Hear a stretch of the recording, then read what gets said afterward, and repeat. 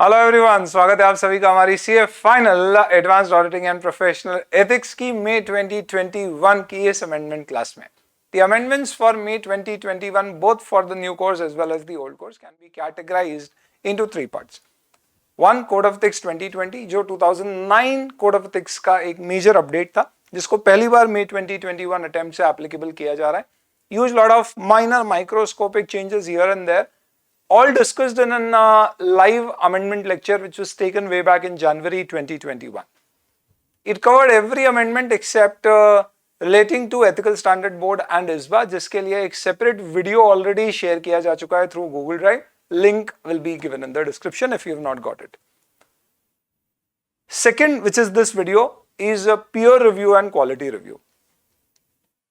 Quality review, there have been major changes. It can be said कि almost completely change हो चुका है. Peer review जिसके ऊपर एक 10 मार्क का MCQ भी पूछा गया था पिछले अटेम्प्ट में, उसमें भी कुछ मेजर चेंजेस हुए हैं और ये सारे चेंजेस पहली बार May 21 से एप्लीकेबल हो रहे हैं.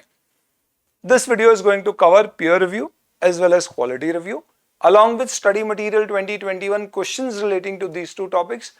And MCQ book में जो इसका case scenario based MCQ shared है, even that is going to be covered in this video. Third, I can say is the amendment due to A, amendments in law like RBI के कुछ provision change हुए तो NBFC के कुछ provisions या norms change हो गए like categorization of NBFCs or certain disclosure requirements or reporting requirements. Similarly, fiscal law के changes के कारण tax audit में कुछ provisions change हुए. These are all minor amendments, no major ones. Plus apart from this study material 2021 में कुछ जगह institute ने अपने मॉड्यूल के कंटेंट को अपडेट किया, like standard on internal audit से इंटरनल ऑडिट की कुछ डेफिनेशन और प्रोविजंस इंटरनल ऑडिट के आपके स्पेशल ऑडिट के चैप्टर में इंक्लूड किए.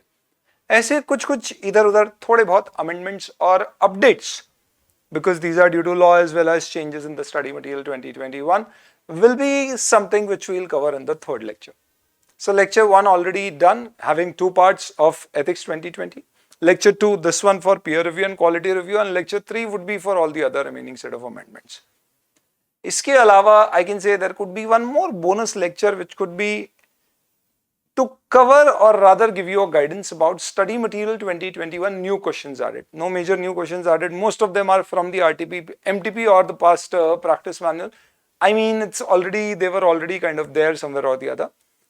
Plus institute ने एक ऑडिट की केस स्टडी बुकलेट जारी करी है जिसमें 100 individual case studies, in fact I should say individual MCQs, और 30 केस स्टडी बेस्ड एमसीक्यूज जिसमें 3 से 6 क्वेश्चंस एक एमसीक्यू के केस में शेयर किए गए. इसमें आपको कुछ नया पढ़ने की जरूरत नहीं है, but definitely you will have to have some guidance so that you can quickly kind of cover it up and focus on the important things so that you can be more efficient in your planning. So maybe one video which will be giving you a guidance on how to deal with new study material 2021 questions, very few, and how to deal with the MCQ booklet of ICA. चलिए दोस्तों, इसी के साथ हम लोग शुरुआत करते हैं हमारे आज के टॉपिक की, which is going to be peer review. And peer review का हमारा डिस्कशन प्राइमरली रन थ्रू होगा from the drone charts which will again be shared in the fast.edu.in website. Again, links in the description. You can download it from there. ये drone chart सारे students download कर सकते हैं. जिन लोगों के पास अभी updated drone charts गए हैं उनके पास ऑलरेडी ये amendments to a large extent covered हैं. However, I will still suggest कि इसमें हमने नए क्वेश्चंस भी इनकॉर्पोरेट किए हैं, तो आई वुड स्ट्रांगली रेकमेंड कि सभी लोग इसी ड्रोन चार्ट को रेफर करें. Before we start, just a small quick word about the circumstances going on. These are times where you need to be very patient, alert, kind. Patient to let this time pass off safely for all of us. Alert so that we kind of avoid this particular infection for us and all the ones whom we really care. And in case unfortunately anybody gets it, we kind of get them the timely treatment which is available so that we can actually minimize the loss which this infection could cause, and being kind in terms of being considerate and helping to whatever extent we can. Any which ways, these are times where you just cannot just have your focus on studies. I do agree with so many things running around. So you will have to have that kind of buckets in your mind where when you're studying, you'll have to concentrate on your studies, and when you're actually keeping an eye on well-being of all the people whom you care, you will have to concentrate on those things. You will have to play those multiple roles. Any which ways अपन अपने कर्म किए जाते हैं दोस्तों, और शुरुआत करते हैं पीयर रिव्यू से। पीयर रिव्यू का आपका चैप्टर हम शुरुआत से, इनफैक्ट 2002 से peer review as such institute ने इंट्रोड्यूस किया है, right from when the Enron fraud happened internationally, जहाँ पे अकाउंटेंट्स के ऊपर सवाल खड़े किए गए थे और सवाल ये पूछा गया कि भाई हम कैसे इंश्योर करें कि अकाउंटेंट अपना काम अच्छे से कर रहे हैं। Eight the end of it ये डिसाइड किया गया कि आईसीआई ही अपने चार्टर्ड अकाउंटेंट्स को रिव्यू करेगा और मॉनिटर करेगा कि वो लोग अपना काम अच्छे से कर रहे हैं या नहीं, और नहीं करेंगे तो सजेस्ट करेगा मेजर्स फॉर इम्प्रूवमेंट और उन्हें सुधरने का मौका देगा। सुधर जाए तो बहुत अच्छी बात है, नहीं तो फिर उसके अगेंस्ट में एक्शन लिया जाएगा। ये इंट्रोड्यूस हुआ 2002 में। उसके बाद 2013 में नया कंपनीज एक्ट आया, जिसमें टू अ लार्ज एक्सटेंट दिखाया गया कि भैया हमारा कॉन्फिडेंस चार्टर्ड अकाउंटेंट और सीए इंस्टीट्यूट की अनरेगुलेटेड कॉम्पिटेंस पर थोड़ा कम है, बिकॉज सत्यम जैसे फ्रॉड्स हुए हैं और भी फ्रॉड्स हो रहे हैं, जिस कारण से हम खुला नहीं छोड़ सकते इन चार्टर्ड अकाउंटेंट्स को कि भैया तुम किसी भी रेगुलेटर के द्वारा रेगुलेटेड नहीं हो इंडिया में, जबकि यूएस और ऐसी कई सारी कंट्रीज में there are regulatory bodies who keep an eye on the chartered accountants, like there is a PCAOB, Public Companies Accounting Oversight Board in the US under the Security Exchange Commission, जो monitor करती है listed companies, public interest entities के CPAs who are practicing and auditing those particular entities or providing any kind of attestation services। ये सब terms अपन समझेंगे। तो India में भी कहा गया कि भैया ऐसी एक बॉडी बनाई जाएगी जिसको नाम दिया गया नफरा। इंस्टीट्यूट ने अपने पीयर रिव्यू स्टेटमेंट को तब रिवाइज भी किया 2012 में और कहा जरूरत नहीं है, हम अच्छे से मॉनिटर करेंगे, हम देखिए इसे और अपडेट कर रहे हैं। बट फाइनली नफरा आ गया 2013 में। कई समय तक हमने पुश किया कि वो एप्लीकेबल ना हो, but then finally couple of years ago NFRA के प्रोविजंस को भी इफेक्टिव कर दिया गया। अब आज की तारीख में chartered accountants purely unregulated from any regulatory bodies नहीं है। आज भी हमें प्रैक्टिस करने के लिए किसी भी सरकारी संस्थान की परमिशन लेने की जरूरत नहीं है, लेकिन प्रैक्टिस शुरू करने के बाद अब हमें हो सकता है कि कोई रेगुलेटरी बॉडी ही रेगुलेट करना शुरू कर दे। और ये कौन कर सकता है? तो this is something which can primarily be done by NFRA. कोई भी डिसिप्लिनरी एक्शंस लगता है कि चार्टर्ड अकाउंटेंट के अगेंस्ट में इनिशिएट करना है, या लग रहा है कि कहीं कुछ गड़बड़ हो सकती है, या कोई भी इन्वेस्टिगेशन किसी भी शक के दायरे में आ रहे किसी प्रैक्टिसिंग सीए या सीए फर्म के ऊपर इनिशिएट करना है, तो नफरा को उसके पावर्स दिए गए। अगर ये व्यक्ति ऐसी एंटिटीज का ऑडिट करते हैं जिसमें पब्लिक का इंटरेस्ट होता है, like bank, insurance company, listed companies, large companies, तो इसके लिए नफरा बनाया गया। ऑब्वियसली बात है, नफरा एक सेंट्रल गवर्नमेंट की कॉन्स्टिट्यूटेड बॉडी है, तो अगर उसने पाया कि चार्टर्ड अकाउंटेंट ने काम अच्छे से नहीं किया है तो उसके ऊपर पीनल प्रोविजंस इनिशिएट किए जाएंगे और उसकी प्रैक्टिसिंग यू कह लीजिए एलिजिबिलिटी को भी अफेक्ट कर दिया जाएगा। बट देन एक स्टेप अगर मैं पीछे चलूं तो मैं ये कहूंगा कि नफरा पिचिन कहां करेगा? तो I have 3 lakh plus chartered accountants, out of which I would have somewhere around 80,000 plus chartered accountants who should be practicing, and keeping an eye on these many chartered accountants who are practicing could be a real difficult task. So Nafra said, I will only look after certain set of entity auditors and not all auditors. तो सवाल ये उठा कि भाई what about those auditors who are not looked after by Nafra? तो इसके लिए एक क्वालिटी रिव्यू बोर्ड बनाया गया।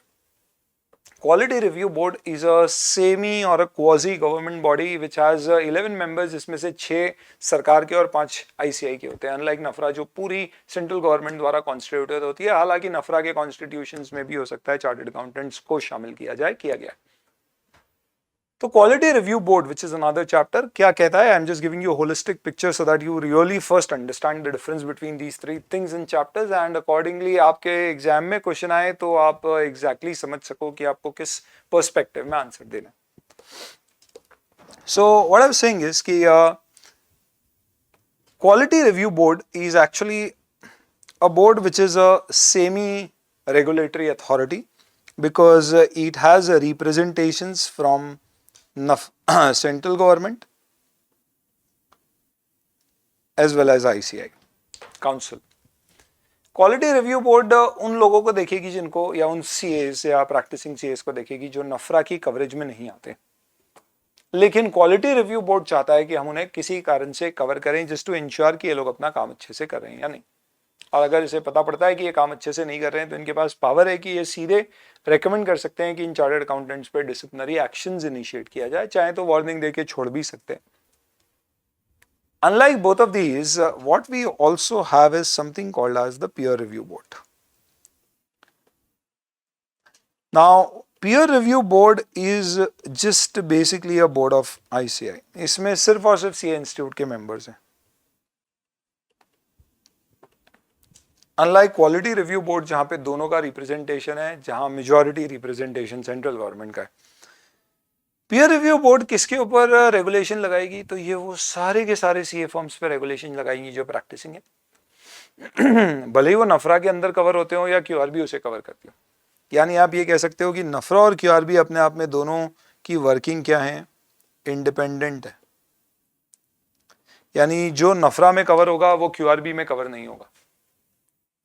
बट पीयर रिव्यू बोर्ड सारे प्रैक्टिसिंग सीएस के ऊपर अपनी क्या करेगी? नजर रखेगी और इंश्योर करेगी कि सारे प्रैक्टिसिंग चार्टर्ड अकाउंटेंट्स अपना काम क्या as per institute guidelines, notification, standard, statement, guidance notes, rules, regulations कर रहे हैं या नहीं. और साथ ही साथ में क्या उनके यहाँ पे प्रॉपर क्वालिटी कंट्रोल सिस्टम्स मौजूद है या नहीं, जिससे कि हम इंश्योर कर सकें कि आगे भी उनके काम ऐसे होते रहेंगे. यानी कि peer review board practically covers up what? All CAs who are obviously in practice. This will cover CA in practice of specified entities, and this is something which will cover CA in practice of I should say CA in practice who are auditing specified entities, and they will cover CA in practice who are basically other than those which are regulated by NAFRA. Now, what is the objective? Here the objective is to identify any shortcomings in the work or quality of CA in practice and accordingly initiate disciplinary or legal or penal actions against them. Unlike peer review, here where the objective is to ensure qualitative services are provided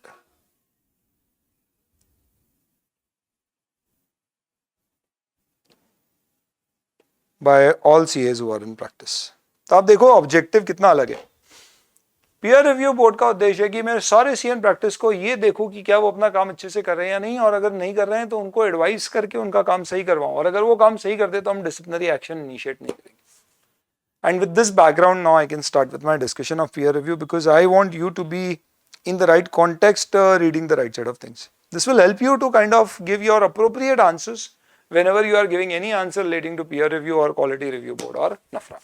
सबसे पहले अपन peer review से शुरुआत करते हैं बहुत ही systematically, क्योंकि amendment वाले provisions हैं इसलिए मैंने मॉड्यूल के ऑलमोस्ट सारे के सारे प्रोविजंस को यहाँ पर कवर कर लिया. I have done very minimal deletions in terms of the language that the module has used.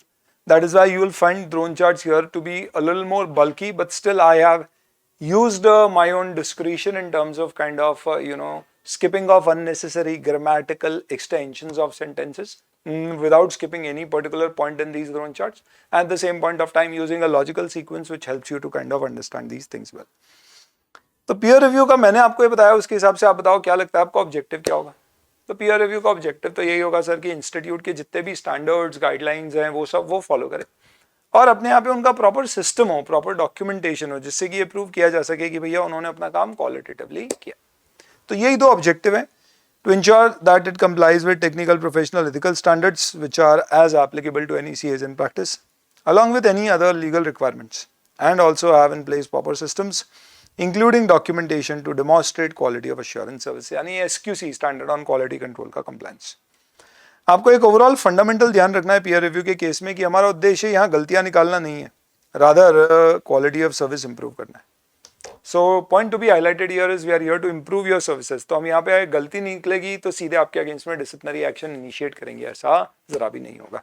Rather हम क्या करेंगे, we will try to improve your services by basically hand in hand understanding what you're doing, and then based on that giving you a report which will help you to assess what are your shortcomings based on which you can then improve. peer review में अपन पढ़ेंगे होता भी क्या है। peer review करने के लिए कोई CI आता है जो ICI भेजता है, आपका पूरा रिव्यू करके वो बताता है भाई ये शॉर्टकमिंग है, रिपोर्ट ICI के पास जाती है, एक समय दिया जाता है ठीक करने के लिए, फिर वापस से एक फॉलो ऑन रिव्यू होता है, तब तक आपने सब कुछ सही कर दिया है तो कोई एक्शन इनिशिएट नहीं होगा, नहीं किया है तो फिर आपके अगेंस्ट में एक्शन इनिशिएट होता है। तो यहाँ पे आपका उद्देश्य क्या है, overall objective to improve the quality of services, to ensure कि हम स्टैंडर्ड्स के साथ साथ रेगुलेटरी रिक्वायरमेंट्स फॉलो कर रहे हैं, एंड देन इन केस अगर कोई नॉन कंप्लायंसेस कोई भी क्वालिटी कंट्रोल स्टैंडर्ड से हुआ है तो उसको आइडेंटिफाई करें, not as a one off case कि यार यहाँ गलती हुई है यहाँ गलती हुई है, एज अ सिस्टमिक इशू कि यार सिस्टम तो खराब नहीं है और उसको सुधारने की कोशिश करें। तो if you get a question like what is the objective of peer review, इस तरह का क्वेश्चन क्या आ सकता है, ऑफ कोर्स आ सकता है। It has been asked in November 2008, November 2018, यानी अगला नवंबर 2028 में आएगा। बहुत बढ़िया। ऑब्जेक्टिव्स ऑफ पीयर रिव्यू, सीधे सीधे आपको आंसर देना पड़ेगा, short question. This is not the definition of peer review, let us come to the definition of peer review. वहां से अब मैं पूरे पीयर रिव्यू के आपके रिलेटेड टर्म्स और कॉन्सेप्ट और स्कोप और ऑब्जेक्टिव को आपके सामने रखूंगा और समझाऊंगा। इससे पहले एक बेसिक चीज समझो, पीयर रिव्यू होता क्या है। It is basically an audit of auditors by the mother of all auditors, ICI। ICI जितने प्रैक्टिसिंग चार्टर्ड अकाउंटेंट्स है जो ऑडिट या अटेस्टेशन का काम करते हैं, यानी कि यूँ कह लीजिए कि जो फाइनेंशियल स्टेटमेंट्स को ऑडिट करके उसके ऊपर ओपिनियन देते हैं, जिसके आधार पर कई सारे यूजर्स जो एक्सटर्नल यूजर्स हैं फाइनेंशियल स्टेटमेंट्स के, वो उस पर रिलाई करते हैं और उसके ऊपर रिलाई करके कॉन्फिडेंस उसके ऊपर लेकर वो मान लेते हैं कि भैया किसी CA ने ऑडिट रिपोर्ट अगर क्लीन या अनमॉडिफाइड दी है तो इसका मतलब यहाँ पे जो बताया गया है ये एक रीजनेबल लेवल का इंश्योरेंस दे रहा है, नॉट अ गारंटी कि सब कुछ सही है but a high level of insurance की यहाँ सब कुछ सही होना चाहिए। ऐसी कोई बेसिक एरर्स इसमें नहीं रही होंगी।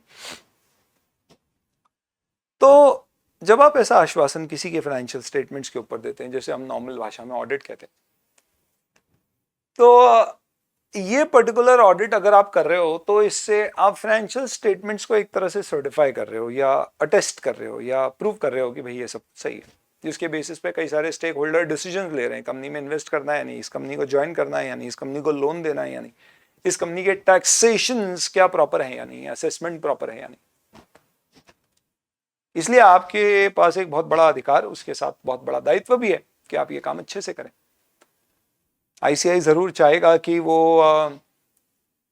समय समय पर, और जितना बड़ा ऑडिटर, क्या मतलब बड़ा ऑडिटर का, जिसके पास ज्यादा ऐसी एंटिटीज के ऑडिट है जिनमें पब्लिक का इंटरेस्ट होता है, like bank, insurance, listed companies, समय समय पर ICI वहां पर अपना कोई एक बंदा भेजे। बंदा CI होना चाहिए क्योंकि एक CI अच्छे से ऑडिट कर पाएगा, उसी को समझ है पूरी चीजों की, और उस बंदे को बोले कि यार जाके चेक कर लो। क्या चेक कर लो? उन्होंने जो जो असाइनमेंट किए हैं सैंपल बेसिस से कुछ उठा के बस उसमें ये देख लो कि भैया उन्होंने क्या सारे के सारे standards of audit, accounting, auditing standard, guidance notes, कोई दूसरी रेगुलेटरी रिक्वायरमेंट जो उस ऑडिट पर एप्लीकेबल होती थी, जैसे RBI के कोई नॉर्म्स वगैरह, इन सब का प्रॉपर पालन किया या नहीं, और इसको आइडेंटिफाई करके अगर कोई गलतियां हैं तो देखो वन ऑफ केस है या क्वालिटी फेलियर्स हैं या कंट्रोल प्रोसीजर्स के फेलियर्स हैं, और उसके आधार पे एक रिपोर्ट बना के दे दो कि भाई इन्होंने अपना काम प्रॉपरली किया या नहीं। तो हमारा उद्देश्य क्या है पीयर रिव्यू में? एक ऑडिटर का ICI के द्वारा भेजे गए एक चार्टर्ड अकाउंटेंट के द्वारा होना चाहिए एक रिव्यू, ना कि ऑडिट, जिससे पता पड़ना चाहिए कि क्या वो चार्टर्ड अकाउंटेंट क्वालिटेटिव सेवाएं प्रदान कर रहा है या नहीं, और उसके आधार पे एक रिपोर्ट बनना चाहिए जिसके आधार पे उसकी डेफिशिएंसीज पता पड़ सके, जिसको उसको सुधारने का मौका दिया जाए। इस बैकग्राउंड के साथ let us see what is the definition of peer review. It says peer review means an examination and review of, तो यहाँ पे शब्द हम ऑडिट यूज नहीं करेंगे because peer review is not audit of auditor, it is rather a review, so we use the word examination and review. You'll have to kind of remember this definition well and quote it in the exams if you get a question relating to it. It's a very MCQ prone chapter. You can really expect a lot of MCQs from peer review as well as quality review because there'll be major amendment in it. तो it means an examination and review. हम क्या कर रहे हैं, किसका examination और review कर रहे हैं? तो primarily the objective is of systems. So of systems and procedures. किसके systems and procedures? Obviously of the CA firm. क्यों कर रहे हैं? We just doing a review so that we can at least identify whether these systems and procedures have been put in place. इसका मतलब क्या हुआ? क्या systems और procedures जो लोग internal control पढ़े हुए हैं, compliance procedure पढ़े हुए हैं, वो जानते हैं कि जब भी हम कोई कंट्रोल की बात करते हैं तो कंट्रोल में हमेशा हमें चेक क्या करना होता है, क्या कंट्रोल डिज़ाइन किए गए, इम्प्लीमेंट किए गए, और whether they are being maintained और कंसिस्टेंटली अप्लाई हो रहे हैं. यानी तो सबसे पहले हमें देखना है कि उनके सिस्टम्स एंड प्रोसीजर्स क्या इम्प्लीमेंट हुए हैं. तो हम अज्यूम कर रहे होंगे ही, तो क्या हैं और उसको प्रैक्टिस में लिया जा रहा है. यानी have been put in place by whom? By the PU, practice unit. ये कौन है? तो जिसका पीयर रिव्यू हो रहा है, जो CA ऑडिटर है, जो अटेस्टेशन का काम कर रहा है, जिसका पीयर रिव्यू हो रहा है, उसको बोलते हैं PU, प्रैक्टिस यूनिट. PU कितना सुंदर नाम है, PU.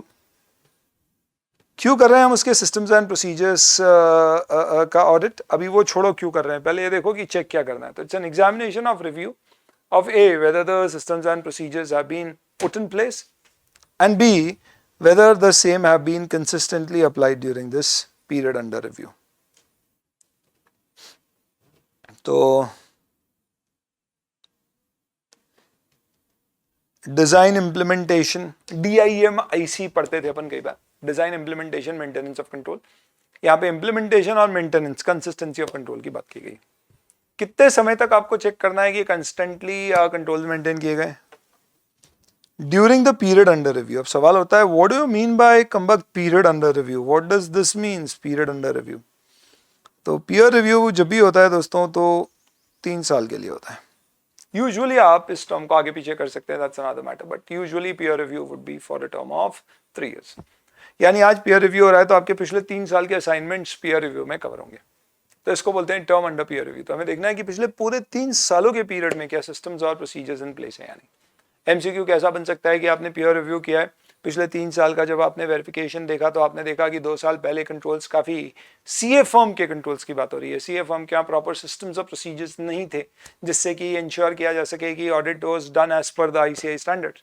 बट अब सब कुछ सही कर दिया गया है, तो क्या हमें रिपोर्ट करना पड़ेगा? तो डेफिनेशन देख के लगता है कि करना पड़ेगा, जस्ट फॉर द रीजन कि ये बोलते हैं कि क्या कंसिस्टेंटली उन्हें हमने अप्लाई किया है या नहीं किया है. और कंसिस्टेंटली कब तक देखना है? During the period under review.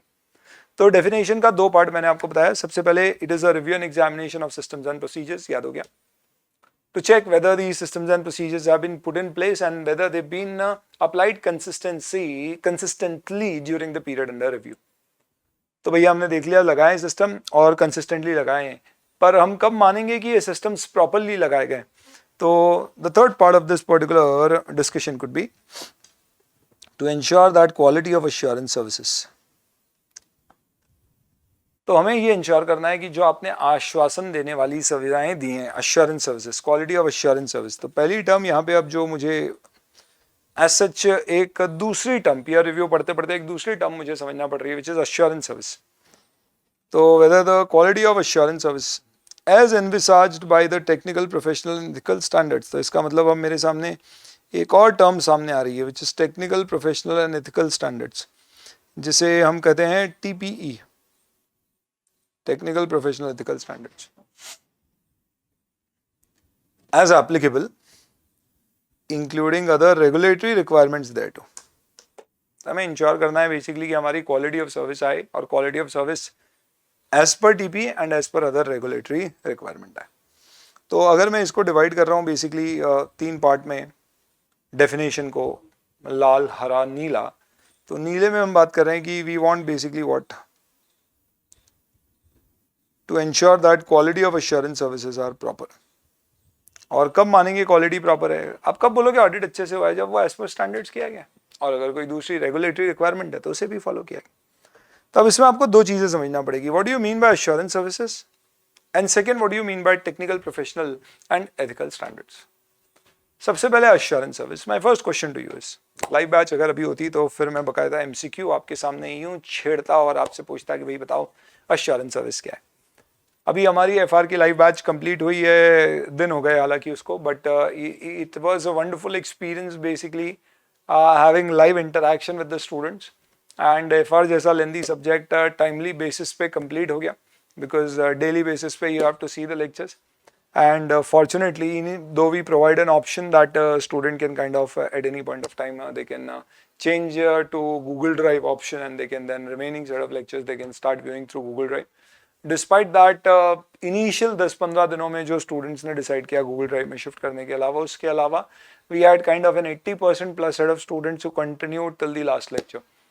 Which was actually a clear indication of the benefits, which the students had of a live batch. So we did those kind of, a lot of things, and there's so many things which we have developed in the app and everything. And eventually what happened is we actually were able to complete one of the most, I could say till date, powerful, efficient, effective, comprehensive, taking you right from the base till the zenith level of concepts, not hurrying up at any particular place, kind of a batch. And we are starting another batch for audit as well, which is basically starting from this coming Monday. Any which ways, so 26th April से. So any which ways, what I was saying is कि यहाँ पे अपन कुछ MCQs लेते हैं. No problem, अभी live नहीं है तो भी मैं ले लूँगा, डिस्कस कर लेंगे अपन कुछ. बट अभी आप समझो मैं क्या बोल रहा हूँ कि अश्योरेंस सर्विसेज के ऊपर ही हमें क्या करना है, चेक करना है क्वालिटी मेंटेन हुई या नहीं. तो अब अश्योरेंस सर्विस क्या होती है? Let me throw some questions on you. मैंने एक कंपनी ऑडिट किया, अश्योरेंस सर्विस है क्या? हाँ लगता है सर. टैक्स ऑडिट में भी, जीएसटी ऑडिट, हाँ. कोई बैंक से लोन लिया है उसने ऑडिट करवाया. स्टॉक ऑडिट बैंक ने करवाया क्योंकि सीसी लिमिट है बैंक के पास सैंक्शन. ओके.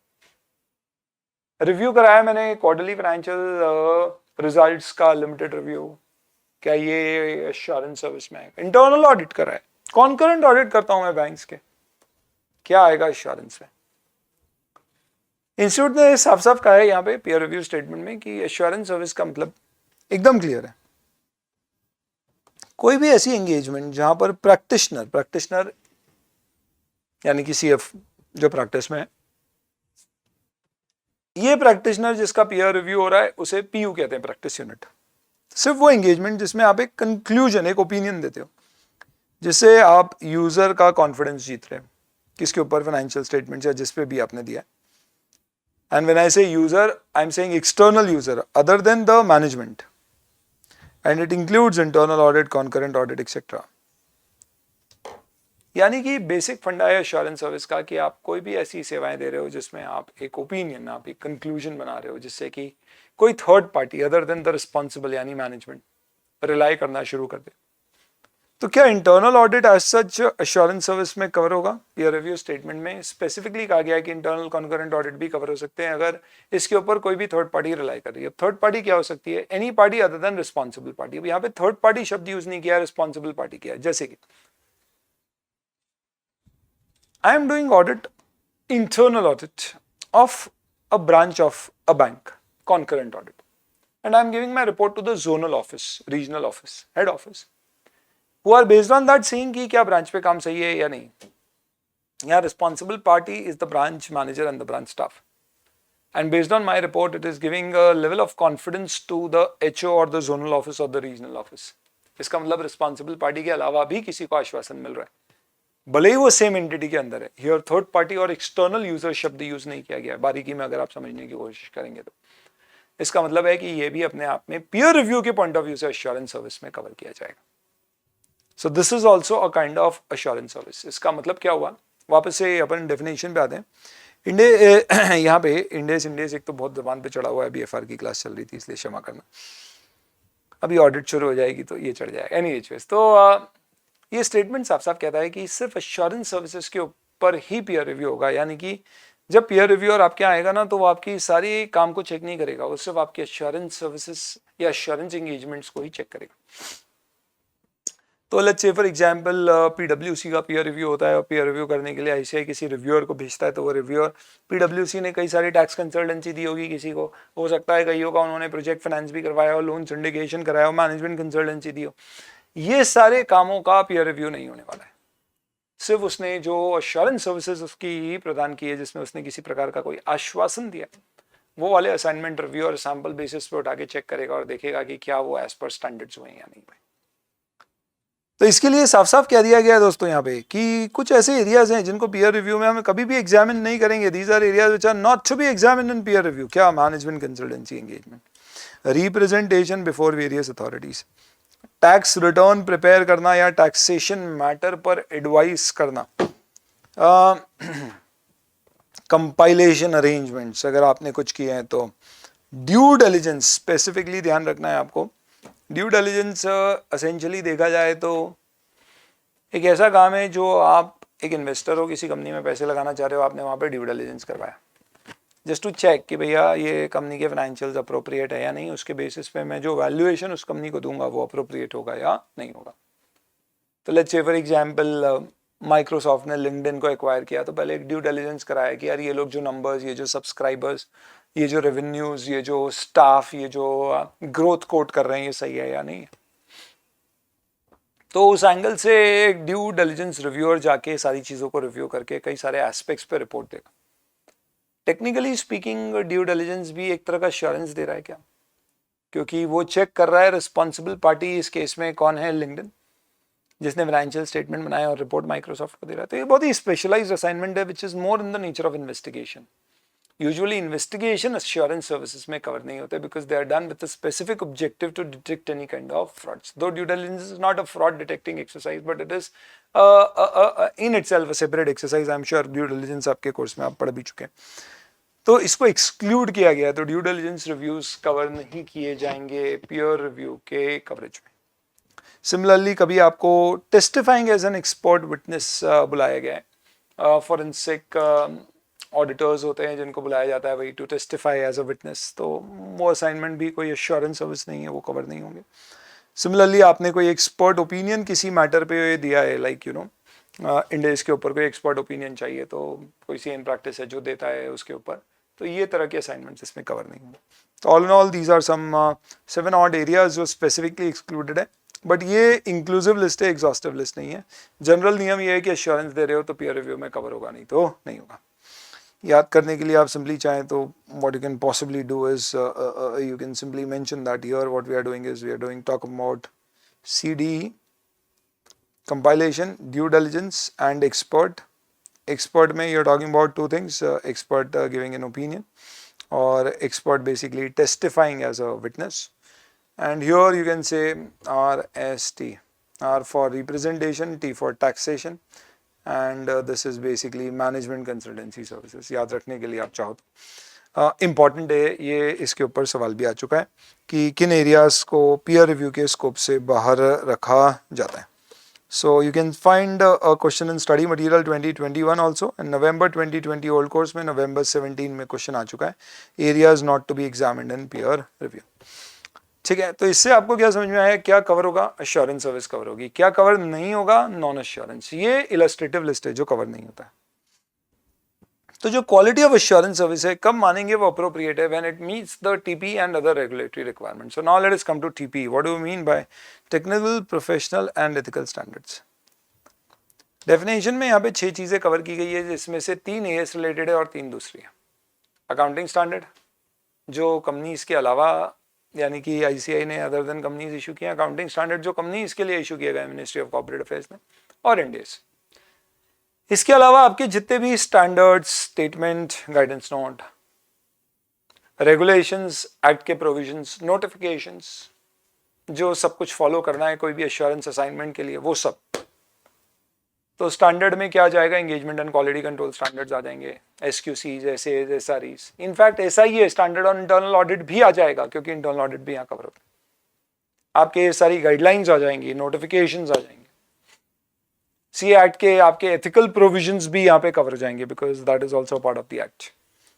तो this is the can say most important point, all the standards issued by ICAI along with engagement standard, statement, guidance note, standard on internal audit, guideline, notification, provisions of the act etcetera, plus जो भी आपका framework होता है which you can say as a preface. तो SA, SRE, SQC, इन सब के पहले एक फ्रेमवर्क होता है जो बैकग्राउंड देता है।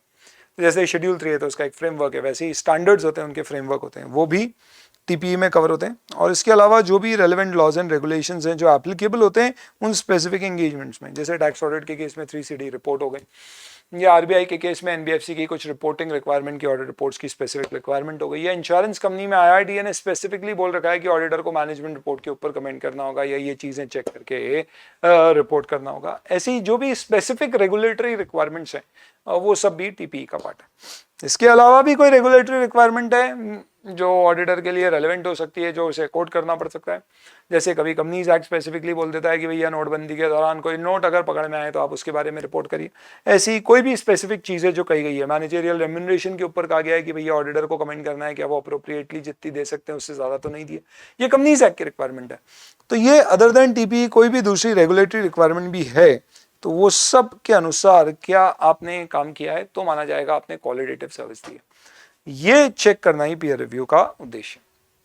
हे भगवान, डेफिनेशन पढ़ने में इतना समय अप्रोच है दोस्तों, क्यों? क्योंकि पढ़ के मैं आपको एक एक करके रीड आउट करते जाऊँ, आप बोलोगे हाँ सही पढ़ रहे हैं, और अल्टीमेटली आप बोलोगे चलो पढ़ते पढ़ते सुन भी लिया, समझ भी आते गया, but then at the end of it दिमाग में एक रिदम, एक लय, एक थीम, एक कॉन्सेप्चुअल चेन क्रिएट जब तक नहीं होगी तब तक आपको चीजों को मेमोराइज करना मुश्किल हो जाएगा।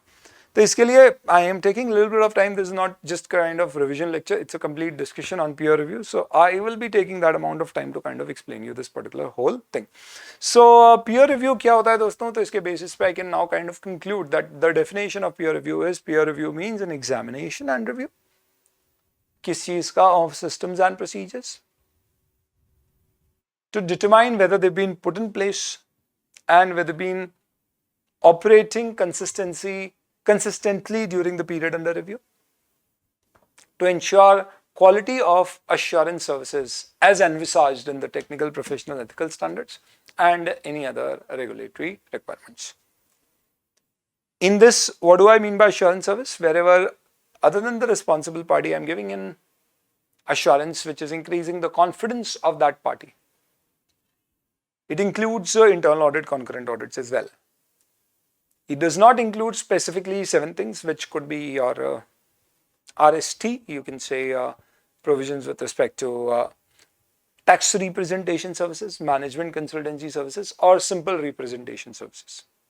And then CDE could be compilation engagements, due diligence, or expert giving an opinion or testifying as a witness. TP would talk about accounting standard for other than companies, for companies, Ind AS, all your standard statements, guidance note, notifications, provisions of the act and regulations. Apart from that, framework for all your standards and any other regulatory requirement.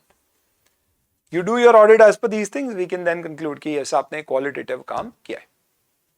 अब इसमें एक सवाल अगर ज्यादा बारीकी में मैं सोचने की कोशिश करूं, आपने बोला सर कि इसमें आईसीआई के सारे रूल्स, रेगुलेशन, एथिकल रिक्वायरमेंट सब कुछ कवर हो जाएगी, तो सी एक्ट भी कवर हो जाएगा, कोड ऑफ एथिक्स भी कवर हो जाएगा। एब्सोल्युटली कवर होगा, बिल्कुल 100% कवर होगा। If you get a question क्या कोड ऑफ एथिक्स भी टीपी का पार्ट है, बोलेंगे एब्सोल्युटली। तो सवाल ये उठता है कि से आर्टिकल्स की रेगुलेशन है उसमें, क्योंकि अपन तो वैसे ही सोचते हैं। तो समझो कि एक सीए फर्म है जो अपना ऑडिट बहुत अच्छे से कर रही है, बट आर्टिकल्स को स्टाइपेंड समय पे नहीं देती है। इससे उसकी ऑडिट क्वालिटी पे कोई इंपैक्ट नहीं आया, पर आर्टिकल्स को स्टाइपेंड समय पे नहीं दिया गया। A, is it something which is affecting the quality of your assurance service? No, at least till now. B, is this something which will be covered in the scope of peer review? I mean, is this something which is a part of TP and hence is to be covered by the peer review?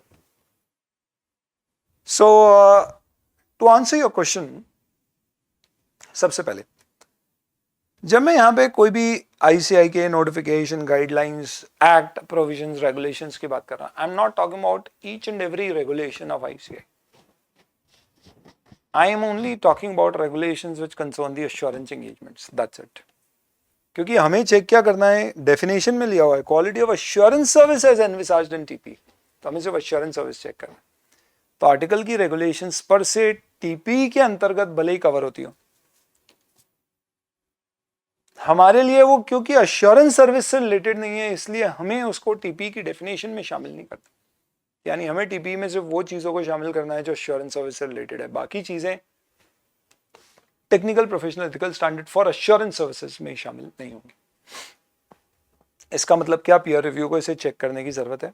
तो definition के basis पे इसे check करने की जरूरत नहीं है, but क्योंकि आईसीआई चाहता था कि पीयर रिव्यू के साथ साथ हम कुछ दूसरे एथिक्स के कंप्लायंसेस को भी क्रॉस चेक करा लें, तो उन्होंने स्पेसिफिकली डेफिनेशन के बियॉन्ड कुछ चीजों को पीयर रिव्यू के स्कोप में शामिल कर दिया।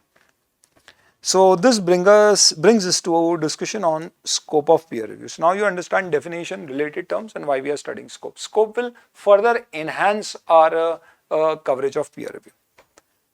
सबसे पहले आपको चेक करना है प्रोफेशनल एथिकल स्टैंडर्ड्स का compliance, TP.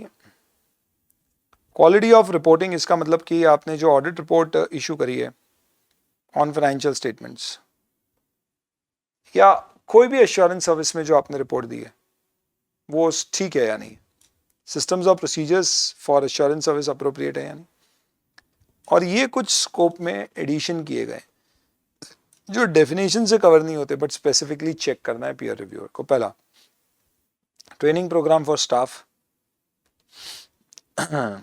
along with proper infrastructure, compliance with directions relating to fees to be charged, number of audits register to be maintained. Ethics में आपने पढ़ा था आप 30 से ज़्यादा कंपनी ऑडिट, 60 से ज़्यादा टैक्स ऑडिट नहीं कर सकते, ये सब तरह की चीज़ें चेक करना। फीस के तो अभी कोई मैंडेटरी रेगुलेशंस नहीं है, वो आ गए तो वो चेक करना।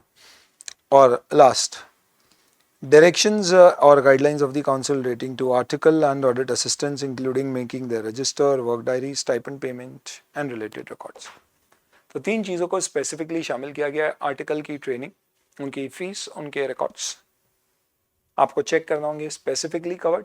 सेकेंड, आईसीआई की कुछ regulation on members relating to maintenance of books, relating to cash book ledger बनाना, रिकॉर्ड्स मेंटेन करना, कितने ऑडिट्स किए हैं, फीस चार्ज करने से रिलेटेड प्रोविजंस, और फाइनली स्टाफ की ट्रेनिंग करना, प्रॉपर इंफ्रास्ट्रक्चर प्रोवाइड करना। इन तीन चीज़ों को भी स्पेसिफिकली पीयर रिव्यूअर चेक करके अपने रिपोर्ट में कवर करेगा। तो this is the scope of peer review. I think इसके बेसिस पे अपने मोर और लेस क्या कवर हो जाते हैं, तो we cover the important definition, the scope, the objective, and also what do we mean by assurance engagement and what is covered and what is not. Other definitions देखें तो मेंबर का मतलब CA act के अंदर 2(2) में जो member है, peer review period 3 साल का होता है, अनलेस पीयर रिव्यू बोर्ड इसे चेंज करना चाहे तो कर सकती है। प्रैक्टिस यूनिट यानी वो प्रैक्टिशनर या फॉर्म ऑफ चार्टर्ड अकाउंटेंट्स दोनों हो सकती है। तो practice unit can be a form or it can be a CN practice who is practicing as a proprietor or individual will be a part of practice unit जिसका peer review हमें करवाना है। Reviewer वो बंदा है जो होगा CI और अप्रूव्ड है और एम्पैनल्ड है। पीयर रिव्यू बोर्ड, जब भी बोर्ड शब्द यूज किया जाए तो board means always peer review board इस चैप्टर में, जिसको भेजा गया है पीयर रिव्यू करने के लिए। क्वालिफाइड असिस्टेंट कौन है? बेसिकली ये इसका बंदा है, ये भी सीआई होता है जो पीयर रिव्यूअर को असिस्ट करता है। एक असिस्टेंट अलाउड है जिसके प्रोविजंस हम पढ़ेंगे। There is a tender monitoring code of ethics के आपने अगर अमेंडमेंट वीडियोस देखे होंगे तो वहाँ पे हमने कवर किया है स्पेसिफिकली कि टेंडर्स में अब आप मिनिमम फीस अगर नहीं है तो आप अप्लाई नहीं कर सकते अगर वो एक्सक्लूसिवली आपके लिए एरिया रिजर्व्ड है तो।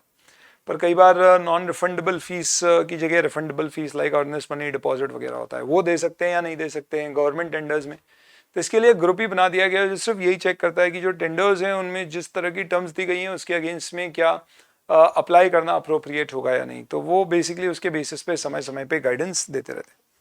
यूडन आप लोगों ने सुना होगा, unique document identification number, code of ethics में इसकी भी गाइडलाइन शामिल कर दी गई है, जो अब आप हर आपके ऑडिट असाइनमेंट, सर्टिफिकेशन असाइनमेंट, कोई भी रिपोर्ट अगर आप प्रिपेयर करते हैं तो उसके लिए आपको क्रिएट करना पड़ता है। हालांकि धीरे धीरे यूडन और भी चीज़ों में, जैसे प्रीवियस ऑडिटर को कम्युनिकेशन करने के लिए भी यूडन इनकॉर्पोरेट करने की बात करी जा रही है। तो यूडन अपने आप में एक हो सकता है लार्जर चीज़ हो जिसमें आज की तारीख में शायद सिर्फ अटेस्टेशन एंगेजमेंट्स कवर हो रही हैं, आने वाले समय में हो सकता है और भी चीज़ें कवर होना शुरू हो जाए। अभी सर आपने एक शब्द यूज़ किया attestation engagements, come back, what do you mean by this attestation engagements? ये शब्द कई बार आया। तो दोस्तों जहाँ पे भी आप किसी का कॉन्फिडेंस बढ़ा रहे हो तो वो अटेस्टेशन एंगेजमेंट है इस स्टेटमेंट के लिए। तो इंटरनल ऑडिट, कॉन्करेंट ऑडिट की रिपोर्ट बैंक्स के केस में भी अटेस्टेशन एंगेजमेंट्स का पार्ट हो सकती है। तो ये सब पढ़ने के बाद I think I have some things to be asked to you is like what? So let's try some MCQs on this. चलिए क्विकली ट्राई करते हैं। सबसे पहले मैं आपके सामने एक सवाल रखता हूँ। Assurance engagement refers to क्या? Audit engagement, audit services, attestation engagements, या all of these are same terms just interchangeably used. Assurance, peer review किसको कवर करेगा? Assurance engagement को. उसमें क्या कवर होता है? The answer is D. ICAI ने पुराने रिव्यू स्टेटमेंट में कहा था, यहाँ पे क्लैरिफाई नहीं किया, but it means the same thing कि यहाँ पे हम अश्योरेंस का मतलब कोई भी ऑडिट, कोई भी रिव्यू, कोई भी अटेस्टेशन एंगेजमेंट, कोई ऑडिट सर्विस, ये सब टर्म्स इंटरचेंजेबली यूज करें. तो अश्योरेंस में ही सब कवर होगा. आप ये मत समझना कि अटेस्टेशन एंगेजमेंट कुछ और होता है, ऑडिट एंगेजमेंट्स कुछ और होता है. मे भी हो सकता है, बट पीयर रिव्यू में हमें अश्योरेंस एंगेजमेंट्स टर्म यूज करना है. प्रमल, क्या मैं बोल सकता हूँ कि हर वो असाइनमेंट जिसमें यूडिन लग रहा है वो पीयर रिव्यू में कवर्ड होगा? आज की तारीख में शायद अपन ऐसा कह रहे, क्योंकि आज हम यूडिन उन्हीं चीज़ों पे जनरेट कर रहे हैं जहाँ पे हम सर्टिफाई या रिपोर्ट दे रहे हैं. बट ऐसा नहीं है, ये दोनों अपने आप में इंडिपेंडेंट है. इसका आंसर होना चाहिए C. C. Next question is internal audit क्या पीयर रिव्यू में कवर होंगे? द आंसर इज, मैंने दो ही दिए, यस और नो. मैं चाहता तो दो और दे सकता था. यस इन सर्टेन केसेस और नो ऑलवेज. तो मेरा आंसर होता है यस इन सर्टेन केसेस. अगर आप जिस ब्रांच का इंटरनल ऑडिट करके रिपोर्ट उसी ब्रांच को दे रहे हो और इससे कोई कॉन्फिडेंस किसी यूजर का सच बढ़ नहीं रहा है, तो फिर वो यहाँ पे शायद कवर ना. And taking another MCQ, this based on everything like you know kind of what we kind of just discussed. Article training की रेगुलेशंस क्या पार्ट ऑफ टीपी स्टैंडर्ड्स है? The answer is no. पर क्या article training related provisions को peer review के scope में cover किया जाएगा? The answer is yes. तो इसका मतलब क्या होगा? नो. यस. तो answer will be C. TP में सिर्फ अश्योरेंस सर्विस से रिलेटेड स्टैंडर्ड्स ही कवर होंगे, सारे के सारे प्रोविजंस वहां पर कवर एज सच नहीं होंगे. चलिए, तो I hope that gives you a fair idea in terms of how to deal with this particular standard. मैंने एमसीक्यूज अभी पूरे थ्रू आउट में नहीं कराने, बट अभी मैंने ले लिए ताकि आपको समझ में आ जाए कि which is the area where you have to kind of focus upon. Cool, that's going great. Moving on. अगला सवाल, क्या हर सीए फर्म जो अश्योरेंस सर्विसेज दे रही है उसका पीयर रिव्यू होगा? इम्पॉसिबल हो जाएगा. कैसे करेंगे? तो कैटेगराइज कर दिया है. यहाँ मेजर अमेंडमेंट आते हैं. सर आप इतना सब कुछ समझा रहे हो, आप ये तो बता दो, हम तो पीयर रिव्यू पहले पढ़ चुके हैं, हमें सिर्फ अमेंडमेंट कवर करना है, आप पूरा पढ़ा रहे हो. आई वुड स्ट्रांगली सजेस्ट कि आप पूरा एक बार देख लीजिए. आप अमेंडमेंट ढूंढने जाओगे, उसके लिए आप अमेंडमेंट वीडियो या अमेंडमेंट पार्ट देखना प्लस उसको ढूंढने का जितना समय आप स्पेंड करोगे, उससे 1.5 टाइम्स में आप पूरा डिस्कस कर लोगे, देख लोगे, और आपका ज्यादा अच्छे से कॉन्टेक्स्ट सेट हो जाएगा.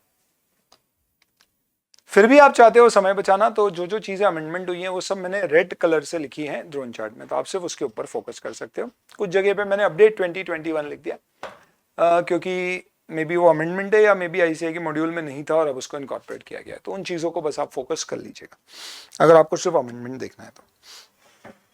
क्योंकि मैं हर प्रैक्टिस यूनिट का तो पीयर रिव्यू कर नहीं सकता, तो मैंने लेवल बना दिए. पहले 3 लेवल होते थे, अब 2 कर दिए. लेवल 1 वो प्रैक्टिस यूनिट्स हैं जो लार्ज एंटिटीज का ऑडिट करते हैं, जिसे आप कहने को पब्लिक इंटरेस्ट एंटिटी कह सकते हो, जो कि टर्म कहीं डिफाइंड नहीं है पीयर रिव्यू स्टेटमेंट में, बट आपको न्यूज में अक्सर देखने को मिलेगी. रिसेंट न्यूज कभी आप पढ़ोगे तो आपको मिलेगा Deloitte has stopped giving non audit services to its audit public interest entity clients. यानी जिन एंटिटीज में पब्लिक का इंटरेस्ट होता है, like listed company, bank, insurance, government companies, अगर हम उनका ऑडिट कर रहे हैं तो हमने उनको नॉन ऑडिट सर्विसेज पूरी तरह से देना बंद कर दिया. ऐसे भी कंपनीज एक्ट का सेक्शन 144 रिस्ट्रिक्ट करता है, but nevertheless that's another thing. तो अगर आप ऐसी एंटिटीज का ऑडिट कर रहे हैं जहां पे पब्लिक का इंटरेस्ट एक इंपॉर्टेंट है, तो ऐसे केस में आपके ऊपर भी दारोमदार आपका भी बढ़ जाता है कि आपके यहाँ पे ऑडिट की क्वालिटी बहुत अच्छी रहे, because you kind of reporting on entities where public interest is involved. These kind of entities are termed as level 1 entities और level 1 practice unit, जिनका हर 3 साल में एक बार peer review होगा. और ये peer review 3 साल तक valid होगा. इसका मतलब अब ऐसा हो गया है कि जैसे इनके 3 साल खत्म होंगे, इनका peer review का वैलिडिटी खत्म हो जाएगा. और आईसीआई की कुछ रेगुलेशंस है, जैसे लिस्टेड कंपनी का ऑडिट अब आप तभी कर सकते हो जब आपका पीयर रिव्यू सर्टिफिकेट है, यानी आपका पीयर रिव्यू हो चुका है और आपका पीयर रिव्यू सर्टिफिकेट इफेक्टिव है। तो अगर मैं लेवल 1 एंटिटी हूँ तो मेरा पीयर रिव्यू हुआ जिसमें पिछले 3 साल के मेरे असाइनमेंट्स का रिव्यू हुआ और मुझे एक सर्टिफिकेट दे दिया गया अगर सब कुछ ठीक था तो 3 साल के लिए। सर्टिफिकेट मिलने से 3 साल तक मेरा पीयर रिव्यू सर्टिफिकेट वैलिड है। इनफैक्ट पीयर रिव्यू होने से 3 साल तक उसमें डेट लिखी रहती है वैलिडिटी की। उसके बाद मैं लिस्टेड कंपनी का ऑडिट नहीं कर पाऊंगा। तो मेरी जिम्मेदारी है कि सर्टिफिकेट की वैलिडिटी खत्म होने से महीने भर पहले मैं इंस्टीट्यूट को बता दूं भैया खत्म हो रहा है, अब मेरा वापस से पीयर रिव्यू करवा। तो आपके ऊपर ही ओनस है, अगर आप चाहते हो उस तरह के ऑडिट आगे करना तो आपको खुद को बोल के करवाना पड़ेगा। इंस्टीट्यूट करवाएगा ही, बट मिस हो जाए तो आप खुद करवाइए, नहीं तो नुकसान आपका ही। हालांकि कोविड के चलते इंस्टीट्यूट ने कई जगह एक्सटेंशन दिया है बहुत सारी एंटिटीज को 2019 से लेके अभी 2021 तक। इनफैक्ट एंटिटी स्पेसिफिक नहीं, एक जनरल एग्जाम्पशन दे दिया गया है कि भैया कोविड के चलते हम सबके पीयर रिव्यू जिनके एक्सपायर हो रहे हैं उनको एक्सटेंड कर रहे हैं एक साल के लिए ऐसा। Any which wage level 1 entity को पीयर रिव्यू एवरी 3 इयर्स कराना है और पीयर रिव्यू जब भी होता है तो पिछले 3 साल के पीरियड का होता है। लेवल 2 एंटिटीज यानी ऑल दी अदर एंटिटीज को 4 साल में एक बार पीयर रिव्यू कराना है, यानी ये 4 साल में एक बार पीयर रिव्यू कराएंगे, फिर इनकी पीयर रिव्यू की साइकिल वापस 4 साल बाद आएगी। जब भी पीयर रिव्यू होगा तो it will be for the last 3 years of assignments. तो 1 साल के असाइनमेंट बीच में हो सकता है कि इनके चेक होने से छूट जाए, क्योंकि ये लेवल 2 है, comparatively less critical CA forms, और सीए फॉर्म्स जिनके क्लाइंट में पब्लिक का इंटरेस्ट थोड़ा कम है। तो कम मानते हैं क्लाइंट्स जिसका आप ऑडिट कर रहे हो वो पब्लिक इंटरेस्ट एंटिटीज होंगी। तो आप यूँ समझ लीजिए कि मैंने आपको आसानी हो समझने में इसके लिए इसे 2 पार्ट में डिवाइड किया। अगर आप statutory audit of entity as a whole, company as a whole, central statutory audit यानी bank, state bank of India का पूरे का ऑडिट आपके पास है तो आप सेंट्रल स्टैट्यूटरी ऑडिटर कहलाते हो। पर उसकी सिर्फ 3-4 ब्रांच का ऑडिट आपके पास है तो आप ब्रांच ऑडिटर कहलाते हो। किसी भी bank including regional rural bank, कोई भी सेंट्रल या स्टेट की पब्लिक सेक्टर अंडरटेकिंग या कोऑपरेटिव सोसाइटी, बोर्ड हालांकि उसमें क्राइटेरिया स्पेसिफाई कर सकती है net worth, net capital, working capital के आधार पे कि इसके ऊपर वाली ही लेवल 1 में काउंट होंगी, और सारी इंश्योरेंस कंपनी। तो आप बेसिकली यहाँ पे क्या कह सकते हो, बैंक, इंश्योरेंस कंपनी और specified PSUs, in fact all yours PSUs and cooperative society which are specified in a criteria. इनकी ब्रांच का नहीं, सेंट्रल ऑडिट अगर आप कर रहे हो तो आप लेवल 1 एंटिटी हो। बट ऊपर जो चीज दी गई है इनमें आप एंटिटी का या उसकी किसी ब्रांच का स्टैट्यूटरी ऑडिट कर रहे हो, यानी सेंट्रल ऑडिटर कंपनी के नहीं है, आप ब्रांच के भी। Then in that particular case तो अब यहाँ पे इस पर्टिकुलर केस में आप लेवल 1 हो जाएंगे। किसका? Mutual fund, asset management company, कोई भी लिस्टेड कंपनी जो इंडिया या आउटसाइड इंडिया लिस्टेड है, सबसे इंपॉर्टेंट प्रोविजन। कोई भी पब्लिक इंटरेस्ट एंटिटी, भले ही वो कंपनी नहीं है, मे बी ट्रस्ट या बॉडी कॉर्पोरेट, कोई दूसरे फॉर्म में रजिस्टर्ड है, पब्लिक इंटरेस्ट एंटिटी की डेफिनेशन नहीं है। कोई भी ऐसी एंटिटी जिसमें बैंक पब्लिक डिपॉजिट्स या पब्लिक से 50 करोड़ से ज्यादा, मोर देन इक्वल टू नहीं है, मोर देन यहाँ पे फंड्स रेस किए, या आपने सरकार से इतने की डोनेशन रेस की है, या आपकी नेटवर्थ 250 करोड़ से ज्यादा है। ये कब चेक करना है? ये सारी limit any time during the review, यानी पिछले 3 साल में किसी भी दिन ये लिमिट क्रॉस हो गई तो आप लेवल 1 में आ जाओगे। बोर्ड NBFCs डिफाइन करेंगी कि इस तरह की NBFCs में भी वो बोल सकती है कि जिनकी इतनी टर्नओवर या इतनी कैपिटल या इतनी नेटवर्थ है, पीयर रिव्यू बोर्ड डिफाइन करेगी। उसका ऑडिट किया है तो लेवल 1, जो उस डिफाइंड कैटेगरी ऑफ NBFC में नहीं है उसका ऑडिट किया तो लेवल 2। और ये जितनी एंटिटी अपन ने पढ़ी है अबव और below, bank, insurance, specified companies या लिस्टेड कंपनीज, PSUs, इन सब की क्या क्या पेरेंट, सब्सिडरी, एसोसिएट और joint ventures, fellow subsidiary covered नहीं है यहाँ पे। इन सब का अगर आपने इनमें से किसी का भी आपने ऑडिट किया तो आप लेवल 1 हो, नहीं तो आप लेवल 2। लेवल 2 में आखिरी पॉइंट पढ़ लो, एनी अदर प्रैक्टिस यूनिट जो एश्योरेंस सर्विस दे रहा है, जिसका काम कोई भी एश्योरेंस सर्विस देना, वो सब लेवल 2। तो इसमें क्या आ जाएगा? तो सेंट्रल ऑडिट जिसका था उन्हीं का, अगर आपने यहाँ पे concurrent internal system tax audit या ब्रांच ऑफिस का किया, कंपनी एज होल का नहीं, किसका? PSU, bank, insurance company, cooperative society, तो उस केस में आप सेकंड केस में आ जाओगे। सिमिलरली अगर आप एनबीएफसी जो बोर्ड ने स्पेसिफाई की है लेवल 1 वाली, उसके नीचे वाली का किया है तो 2 में आ जाओगे। नेटवर्थ का क्राइटेरिया है 5 करोड़ से ज़्यादा है, टर्नओवर का 50 करोड़ से ज़्यादा है, ये दोनों और क्राइटेरिया है। सिमिलरली ऐसा भी बोल सकते हैं कि इससे ज़्यादा यूडिन जिस सीए फॉर्म ने जनरेट किया है उसका पीयर रिव्यू लेवल 2 में कवर करेंगे। स्टैट्यूटरी ऑडिट ऑफ एंटिटीज जिन्होंने 25 करोड़ से ज़्यादा पब्लिक बैंक या फाइनेंशियल इंस्टीट्यूशन से पैसा रेज किया है पर 50 करोड़ से कम, एग्जैक्ट 50 करोड़ तो यहाँ वहाँ दोनों जगह ही काउंट नहीं होता है, आज की तारीख में लिमिट ऐसी डिफाइन की गई। और इसके अलावा बाकी सारे प्रैक्टिस यूनिट, तो इन सब का मतलब क्या है, जो स्पेसिफाइड लिमिट है वो तो पक्का कवर होंगी, उसके अलावा भी हम कवर कर सकते हैं। रियल लाइफ में भारत में आज बोला तो ऐसा गया है कि आईसीआई हर प्रैक्टिसिंग यूनिट का 4 साल में एक बार अब पीयर रिव्यू कराएगा ही कराएगा, बट रियल लाइफ में ऐसा होता नहीं है। सारी लिमिट आपको during the peer review period देखनी है। इन सब लिमिट में कभी भी पीयर रिव्यू बोर्ड चाहे तो वो उससे कम फ्रीक्वेंसी में भी आपका पीयर रिव्यू करवा सकता है।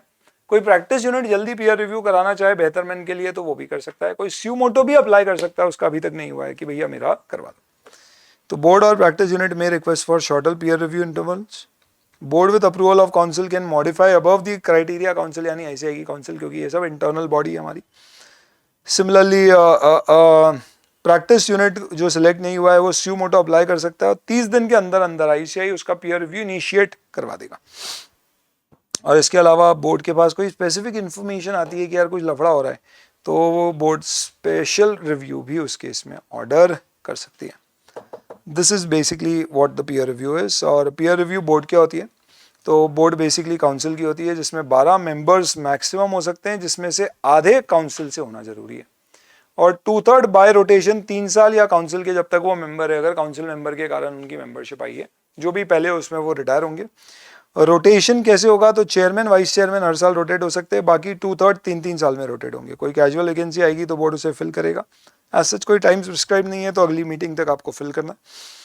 रिस्ट्रिक्शन, कोई भी डिसिप्लिनरी कमिटी या डिसिप्लिनरी बोर्ड का मेंबर पीयर रिव्यू बोर्ड का पार्ट नहीं बनेगा। ये दोनों अलग अलग चीजें, it's like board of studies और एग्जामिनेशन डिपार्टमेंट। तो डिसिप्लिनरी कमिटी हमारा एग्जामिनेशन डिपार्टमेंट है और ये peer review board board of studies जैसा है, ये दोनों में एक आदमी नहीं हो सकता है। तो इसके लिए कहा गया है कि जो लोग डिसिप्लिनरी एक्शंस ले रहे हैं वो पीयर रिव्यू नहीं करेंगे। क्यों? क्योंकि उनका काम क्या है, कंप्लेन आई है तो उसके अगेंस्ट में एक्शन लेना, ना कि उसको बोलना सुधर जा। ये लोग सुधारने के लिए पीयर रिव्यू वाले। चलिए, रिपोर्टिंग बोर्ड किसको करेगा, तो वो काउंसिल को करेगा। एंड कोरम क्या होती है और मीटिंग क्या करना है इनको, तो कोरम में सिंपल रूल है कि कम से कम 3 मेंबर होना चाहिए, जिसमें चेयरमैन वाइस चेयरमैन में से एक मौजूद होना चाहिए, या 1/3, दोनों में जो भी ज़्यादा है उतने आपकी मिनिमम कोरम है। कोरम नहीं होगी तो आधी घंटे के लिए आप एडजर्न कर दो, और एडजर्न टाइम और प्लेस पे चेयरमैन वाइस चेयरमैन में से किसी एक का होना ज़रूरी है। वो लोग क्या कर सकते हैं, मीटिंग आगे कंक्लूड कर सकते हैं।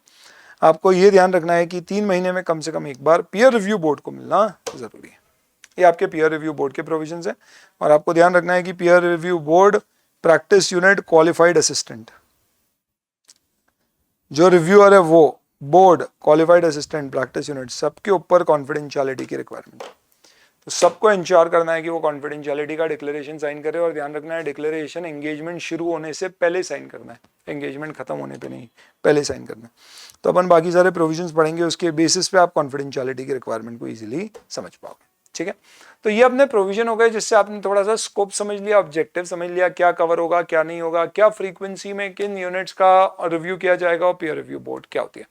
अब इसके बाद अपन आते हैं पीयर रिव्यू बोर्ड अब कैसे पीयर रिव्यूअर्स को एम्पैनल करेगी, फिर प्रैक्टिस यूनिट जिन्हें आइडेंटिफाई किया है कि इनका पीयर रिव्यू होना चाहिए उनके पास भेजेगी, और किस तरह से वहां पे पीयर रिव्यू का पूरा प्रोसेस रन किया जाएगा।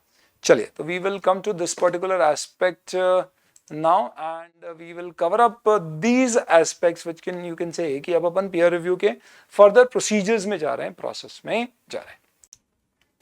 चलिए, तो now let us come to the next point which is eligibility of being a reviewer। तो अगर आपको peer review करना है किसी entity का, करता कौन है, एक चार्टर्ड अकाउंटेंट। कौन करवाता है, आईसीआई का पीयर रिव्यू बोर्ड।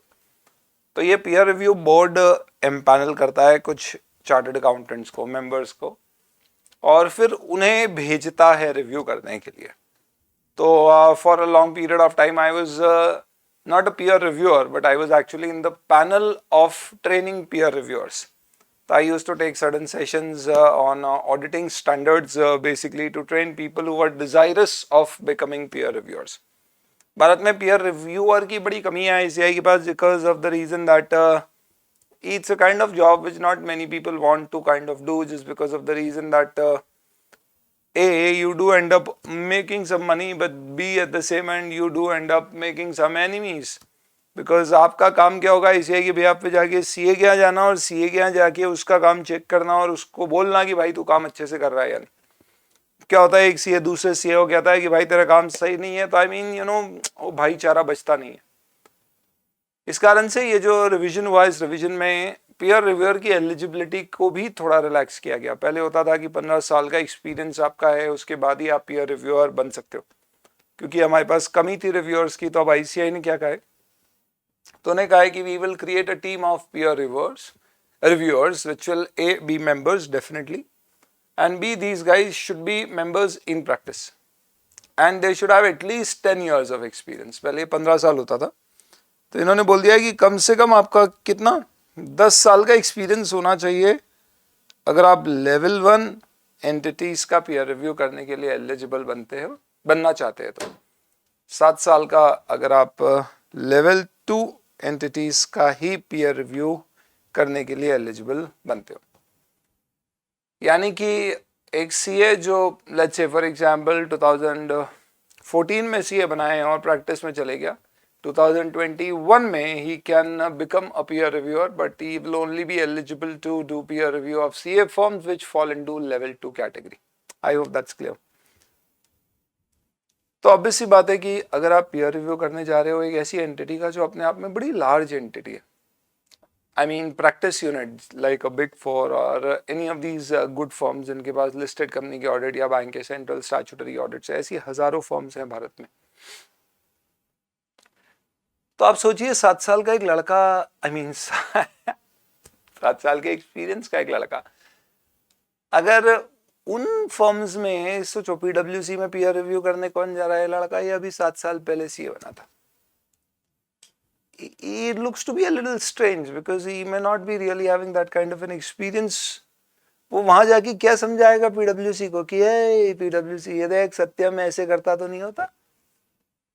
इनफैक्ट वो तो खुद सीख के आएगा, बोले बढ़िया है पीयर रिव्यू करने जाते उस बहाने अपन भी सीख लेंगे अपनी फर्म में क्या करना, वहां का कॉपी यहाँ कर लेंगे। इसके लिए कहा गया है कि भैया जो लार्जर सीए फर्म्स हैं उनको पीयर रिव्यू करने वाला रिव्यूअर कम से कम 10 साल का अनुभव रखने वाला होना चाहिए। I mean sir 10 is also not a very big deal.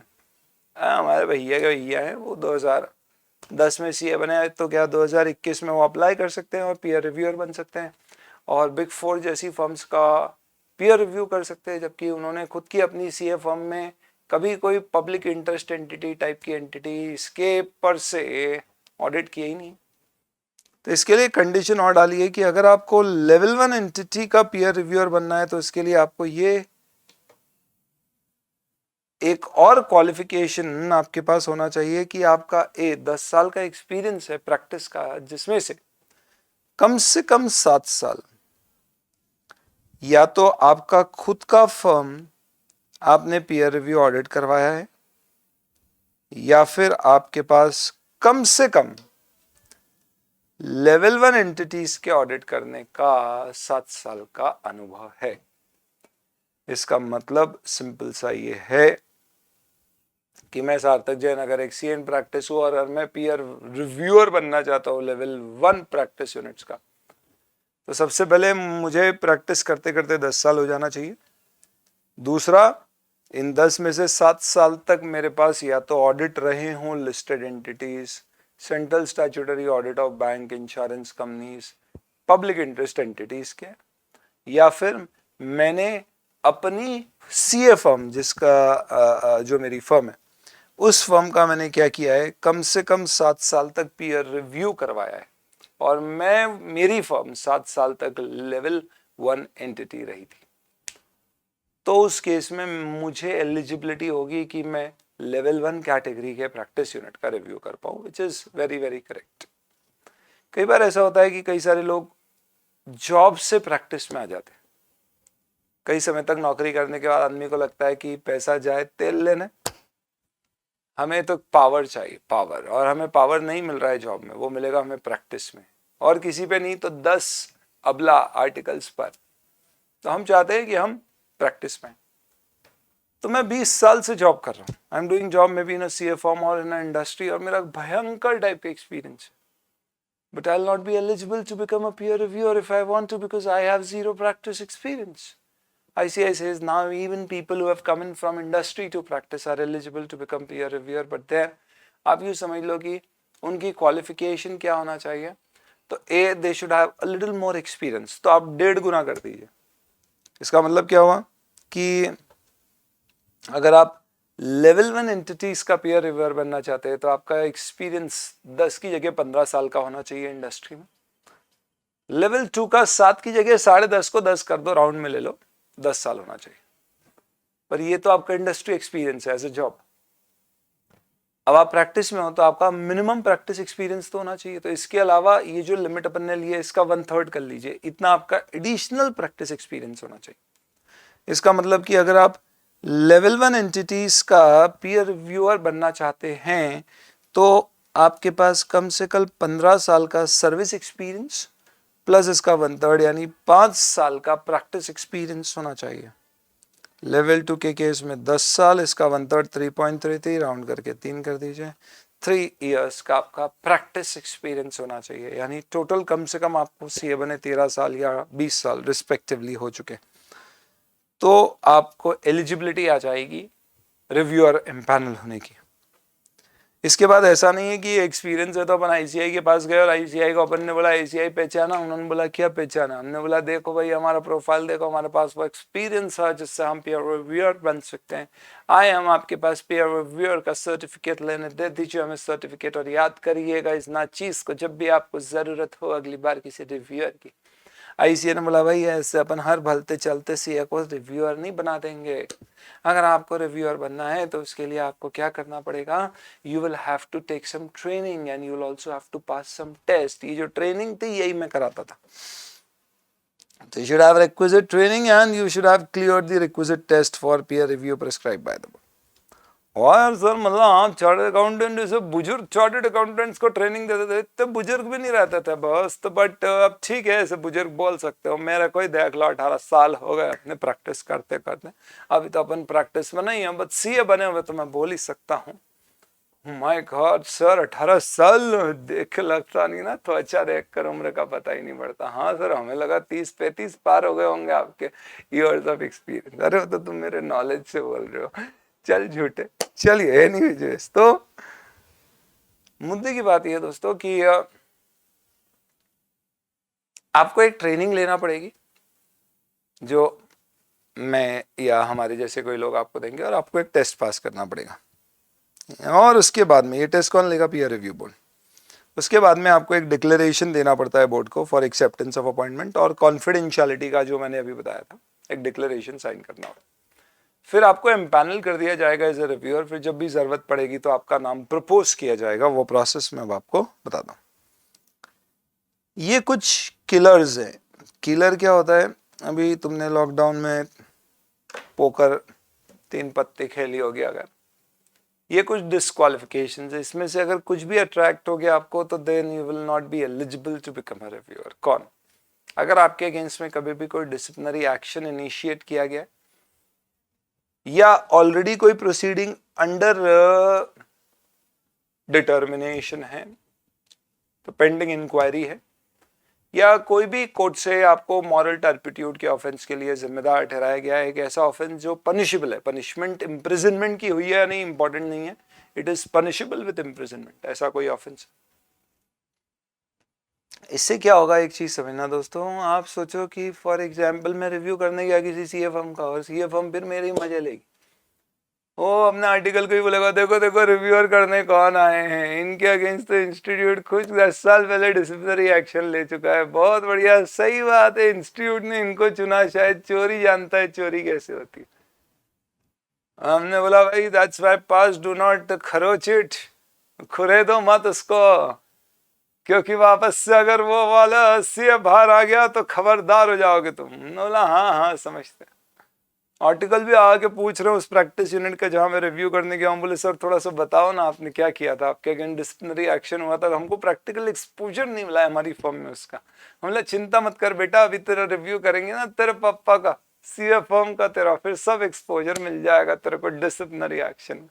मतलब नहीं सर, पीयर रिव्यू से डिसिप्लिनरी एक्शन का होता है, मौका मिलता है सुधरने का। एनी विच वेज, तो इसके लिए बोला गया है कि कभी भी आपके अगेंस्ट में कोई डिसिप्लिनरी है, प्रोसीडिंग पास्ट में इनिशिएट हुई जिसमें आपको गिल्टी पाया गया या अभी अंडर एडजुडिकेशन पेंडिंग है, या कोई मॉरल टर्पिट्यूड के ऑफेंस के लिए आपको दोषी ठहराया गया है जिसमें पनिशमेंट है इम्प्रिजनमेंट की, भले ही आपको हुई है या नहीं, but it is punishable with it. जैसे होता है ना कई बार punishable up to 1 year of imprisonment, पर आपको 0 ईयर्स की हुई यानी नहीं, तो भी वो ऑफेंस अगर आपको उस पर दोषी ठहराया गया है तो आप डिस्क्वालीफाई हो जाओ। ये कब देखना है? पिछले 3 साल, 5 साल, 10 साल, कभी भी। क्वालिटी रिव्यू में जो अपन एलिजिबिलिटी देखेंगे ना, तो वहाँ 3 साल के लिए देखते हैं। वो कैसा है, वो सरकार का काम है। सरकार में ऐसे ही होता है, नेतागिरी वगैरह में ऐसे नहीं होता कि भैया कभी भी जेल की सजा हुई तो नेता नहीं बन सकता। ऐसा होएगा तो आधे नहीं बन पाएंगे, इनफैक्ट थोड़े ही बचेंगे। वहाँ टाइम लिमिट है। पिछले 3 साल का तुम्हारा इतिहास खराब है तो ठीक है, अदरवाइज मान लेंगे बंदा सही हो गया, अलाउ करो इसको मौका दो। लिमिटेशन पीरियड खत्म हो गया 3 साल का। एनी विच, इसके अलावा you should not have conflict of interest. तो आपको कभी भी ऐसे प्रैक्टिस यूनिट का रिव्यू नहीं करना है जिसके साथ आपका कोई कनेक्शन है, कोई रिलेशनशिप है। इसका मतलब क्या है? It is your suo motu determination that if you think that practice unit and आपके बीच में कोई भी कॉन्फ्लिक्टिंग इंटरेस्ट है, क्या हो सकता है, मे बी रिलेटिव्स की ही, जो प्रैक्टिस यूनिट मतलब जिसका पीयर रिव्यू हो रहा है, मैं कौन हूँ पीयर रिव्यूअर, तो अपनी रिलेटेड पार्टी है, या मैं उनका पहले स्टैट्यूटरी ऑडिट उसकी फर्म का मैं ही करता था, सीए फर्म के भी ऑडिट्स होते हैं ना, तो उसका मैं करता था, या मैं कोई उनके असाइनमेंट्स आउटसोर्स करके हैंडल करता था। तो इसके लिए 2 कंडीशन और है। कोई भी ऐसा ऑब्लिगेशन या conflict of interest practice unit के बीच में या उनके लोग या उनके पार्टनर्स के साथ नहीं होना चाहिए। ये आपको स्यूमोटो डिटरमाइन करना। इसकी कोई लिमिट डिफाइंड नहीं है कि आपने क्या किया तो माना जाएगा कॉन्फ्लिक्ट ऑफ इंटरेस्ट है। और 2 years बिफोर ऐड किया गया, पहले आफ्टर होता था, और after the date of appointment आप प्रैक्टिस यूनिट से कोई प्रोफेशनल असाइनमेंट एक्सेप्ट नहीं कर सकते। इसका मतलब क्या हुआ कि सपोज फॉर एग्जांपल मेरे पास पीडब्ल्यूसी का पीयर रिव्यू आया, तो that's the practice unit, I am the peer reviewer. मैं वहाँ गया, मैंने गलतियाँ ढूंढी, मैंने बोला कि ये रिपोर्ट में जाएगी, उन्होंने बोला यार अच्छा आप तो इंदौर से हो ना, इंदौर में हमारा ऑफिस नहीं है और खूब सारा काम हमारे पास इंदौर का आउटसोर्स करना था, कोई अच्छा प्रैक्टिसिंग सीए फर्म हो तो बताना। हमने बोला कैसी बात कर रहे हो, ये जो हमने क्वालिफिकेशंस देखे हैं ये तो कोई मामूली से है, हमें लग ही नहीं रहा है ये कुछ इंपॉर्टेंट है, आप बोलो तो बताइए कैसे करना है, इसको रिपोर्ट में लिखना है या नहीं। पीडब्ल्यूसी ने बताया, बोले ये देखो ये सारे काम है, बस ये आपको ही करना है, हमें आपकी जैसा ही कोऑपरेटिव बंदा चाहिए था। इसके लिए बोला है रिव्यू होने से 2 साल बाद तक आप काम नहीं ले सकते प्रैक्टिस यूनिट से। अब 2 साल पहले का भी बोल दिया ताकि पुराना कॉन्फ्लिक्ट ऑफ इंटरेस्ट भी कहीं राइज ना हो। क्यों? क्योंकि एज सच यहाँ पे 3 साल होना चाहिए था, क्योंकि पीयर रिव्यू पीरियड 3 साल का होता है, तो मे बी लास्ट 3 years का हमें चेक करना है, but they have kept the limit of 2 years। चलिए, इंस्टीट्यूट ने एक जनरल ज्ञान दिया है यहाँ पे कि peer review of auditor please समझिए, CS प्लीज समझिए कि आप इसको बहुत पॉजिटिवली लीजिए। हम इससे आपके नेचर ऑफ वर्क को डिस्टर्ब नहीं करेंगे। आप समझिए कि पीयर रिव्यू की जरूरत है। This is more of a justification for peer review. Peer review of auditors ये नया ऐड हुआ है अभी स्टडी मटेरियल में। क्यों पीयर रिव्यू जरूरी है प्रैक्टिसिंग यूनिट्स के लिए? तो पहले तो आपको कोई डिस्टर्बेंस नहीं होगा, दूसरा एनवायरनमेंट बड़ा डायनामिक है, चेंज होते रहता है, तो इसके लिए ज़रूरी है कि आपकी टेक्निक, आपकी कॉम्पिटेंस को कॉन्स्टेंटली इवैल्यूएट किया जाए और इम्प्रूवमेंट के स्कोप है तो बताया जाए। Plus performance satisfaction, it is what, क्योंकि लॉ बहुत इवॉल्व हो रहे हैं, सोसाइटी की डिमांड बहुत बढ़ती जा रही है, तो इसके लिए इंपॉर्टेंट है कि आप काम अच्छे से करें, क्वालिटी ऑफ सर्विस प्रॉपर आए सीए फर्म्स की। For that reason it is important that you get reviewed yourself or you are actually under some review so that we can ensure your quality of services. You should also consider it the other way कि यार मैं peer review करा लूंगा तो अच्छा है, कल दिन अगर मेरे ऊपर कोई उंगली उठी तो मैं बोल सकता हूँ भैया मेरी बम था, ICAI ने peer review भी करी थी। तो आप ऐसा भी सोच सकते हो। It's a first line of defense in case if there is any disciplinary action or any inquiry by regulatory body engaged started against you. And then in some cases it is actually mandatory. In fact ICAI ने अब peer review सारी firms के लिए mandatory कर दिया, और यहाँ पे ICAI अपनी कॉलर ऊंची कर रहा है कि हालांकि ऐसा बहुत सारी कंट्रीज में नहीं है, पर ICAI ने ऐसा किया है कि सारी CA firms को peer review करेगा, क्योंकि लेवल 2 में सारी एंटिटीज कवर हो जाती है। रियल लाइफ में क्या सारी CA firms होती हैं? आज तक तो नहीं हुई हैं, but then let's see how things move on in future. चले, ऑब्लिगेशन क्या है पीयर रिव्यूअर की? तो रिव्यूअर की ऑब्लिगेशन बेसिकली क्या है कि उसको समय पे रिव्यू करना है, कॉन्फिडेंशियलिटी का ख्याल रखना है, और इसके लिए वो कोई भी डॉक्यूमेंट कॉपी नहीं कर सकता। यानी कि पीयर रिव्यूअर जाके सब चीज़ें चेक कर सकता है, एक्सेस कर सकता है, इंक्वायरी कर सकता है, एक्सप्लेनेशन मांग सकता है, but he can not take copy of any part of working paper files of the practice unit. तो मैं पीडब्ल्यूसी का पीयर रिव्यू कर रहा हूँ, तो उन्होंने जिस भी एंटिटी के ऑडिट्स किए हैं उस पर्टिकुलर एंटिटी के जो उनके वर्किंग पेपर फाइल्स हैं उसमें से कोई डॉक्यूमेंट मैं कॉपी करके अपनी फाइल में नहीं लगा सकता, क्योंकि वो क्लाइंट की इन्फॉर्मेशन है, मेरे पास आ गई तो क्लाइंट की इन्फॉर्मेशन यहाँ तक लीक हो जाएगी। तो इसके लिए कहा गया है कि you can not just take any extract of practising unit client files और records examined by him as a part of his working paper. You can access it but you can not take a copy of it, photo copies नहीं करा सकते। Practice unit की क्या responsibility है? Simple कि वो सारे एक्सप्लेनेशन दे, सारे रिकॉर्ड्स दिखाए, सपोर्ट प्रोवाइड करे पीयर रिव्यूअर को जो भी उसको रिव्यू करने के लिए मदद चाहिए, और करेक्ट इन्फॉर्मेशन दे। तो allow access to all records documents, give explanations to all matter, give all assistance required, and जब भी उसको कोई इन्फॉर्मेशन देना है तो वह इंश्योर करे कि एक्यूरेट और ट्रूथफुल इन्फॉर्मेशन दे। यहाँ पे एक लेजिबल फॉर्म भी दिया हुआ है कि ऐसा नहीं कि भैया पीयर रिव्यू अगर किया है तो लेट्स से फॉर एग्जांपल कोई पीयर रिव्यू हमारी फर्म महाराष्ट्र में है और जय मराठा हम सब मराठी में लिखते हैं और रिव्यूअर जो आया वो साउथ इंडिया है, उसको पल्ले ही नहीं पड़ रहा है, लिखा के हमने बोला भाई समझना है तो पहले मराठी समझ के आना, नहीं आपको हिंदी या इंग्लिश में से एक लैंग्वेज में अवेलेबल कराना पड़ेगा और वो एक्यूरेट कराना प्रैक्टिस यूनिट की जिम्मेदारी है। तो ये कुछ ऑब्लिगेशन है, self explanatory, nothing much here, ठीक है। So these are basically your points with respect to who will be the reviewer, the obligations of the reviewer and the practice unit. अब एक हीरे को आप ले जा सकते हो अपने साथ में। ये हीरा कौन है? तो क्वालिफाइड असिस्टेंट। तो peer reviewer can basically take, पाँव तो मेरे दिख नहीं रहे पर मैं भी ऐसे ही खड़े हो गया, सिर्फ एक क्वालिफाइड असिस्टेंट आप लेके जा सकते हो, दैट्स अबाउट इट। ये चार्टर्ड अकाउंटेंट होना चाहिए बंदा, इसके अगेंस्ट में भी कोई डिसिप्लिनरी एक्शन कभी नहीं होना चाहिए, ना अभी कोई इंक्वायरी इसके अगेंस्ट चल रही होना चाहिए, इसका भी कॉन्फ्लिक्ट ऑफ इंटरेस्ट नहीं होना चाहिए, और ये भाई आपके साथ जुड़ा हुआ होना चाहिए। जुड़ा हुआ इन द सेंस कॉन्फिडेंशियलिटी का क्लॉज, अग्रीमेंट इसको भी साइन करना पड़ेगा, वो भी कब? एंगेजमेंट के समय। तो एक बंदा डिस्क्वालिफाइड नहीं होना चाहिए, कॉन्फिडेंशियलिटी साइन करेगा, और चार्टर्ड अकाउंटेंट होना चाहिए।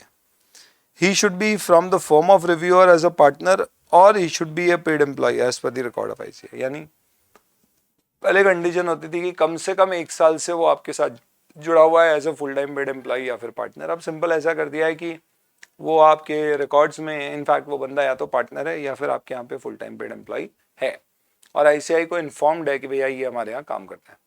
नॉर्मली आईसीआई को एनुअल पर्टिकुलर्स ऑफ फॉर्म्स में हम इन्फॉर्म करते हैं हमारे कौन कौन पार्टनर है और कितने पेड सीए एम्प्लॉइज हमारे यहाँ हैं, उनके नाम देते हैं, तो वहाँ पे दिए हुआ होना चाहिए, उसी बंदे को आप ले जा सकते हो। आप ऐसे भाड़े का नहीं ला सकते कोई सीए, हम भाड़े मतलब बाहर का कोई सीए लेके नहीं आ सकते।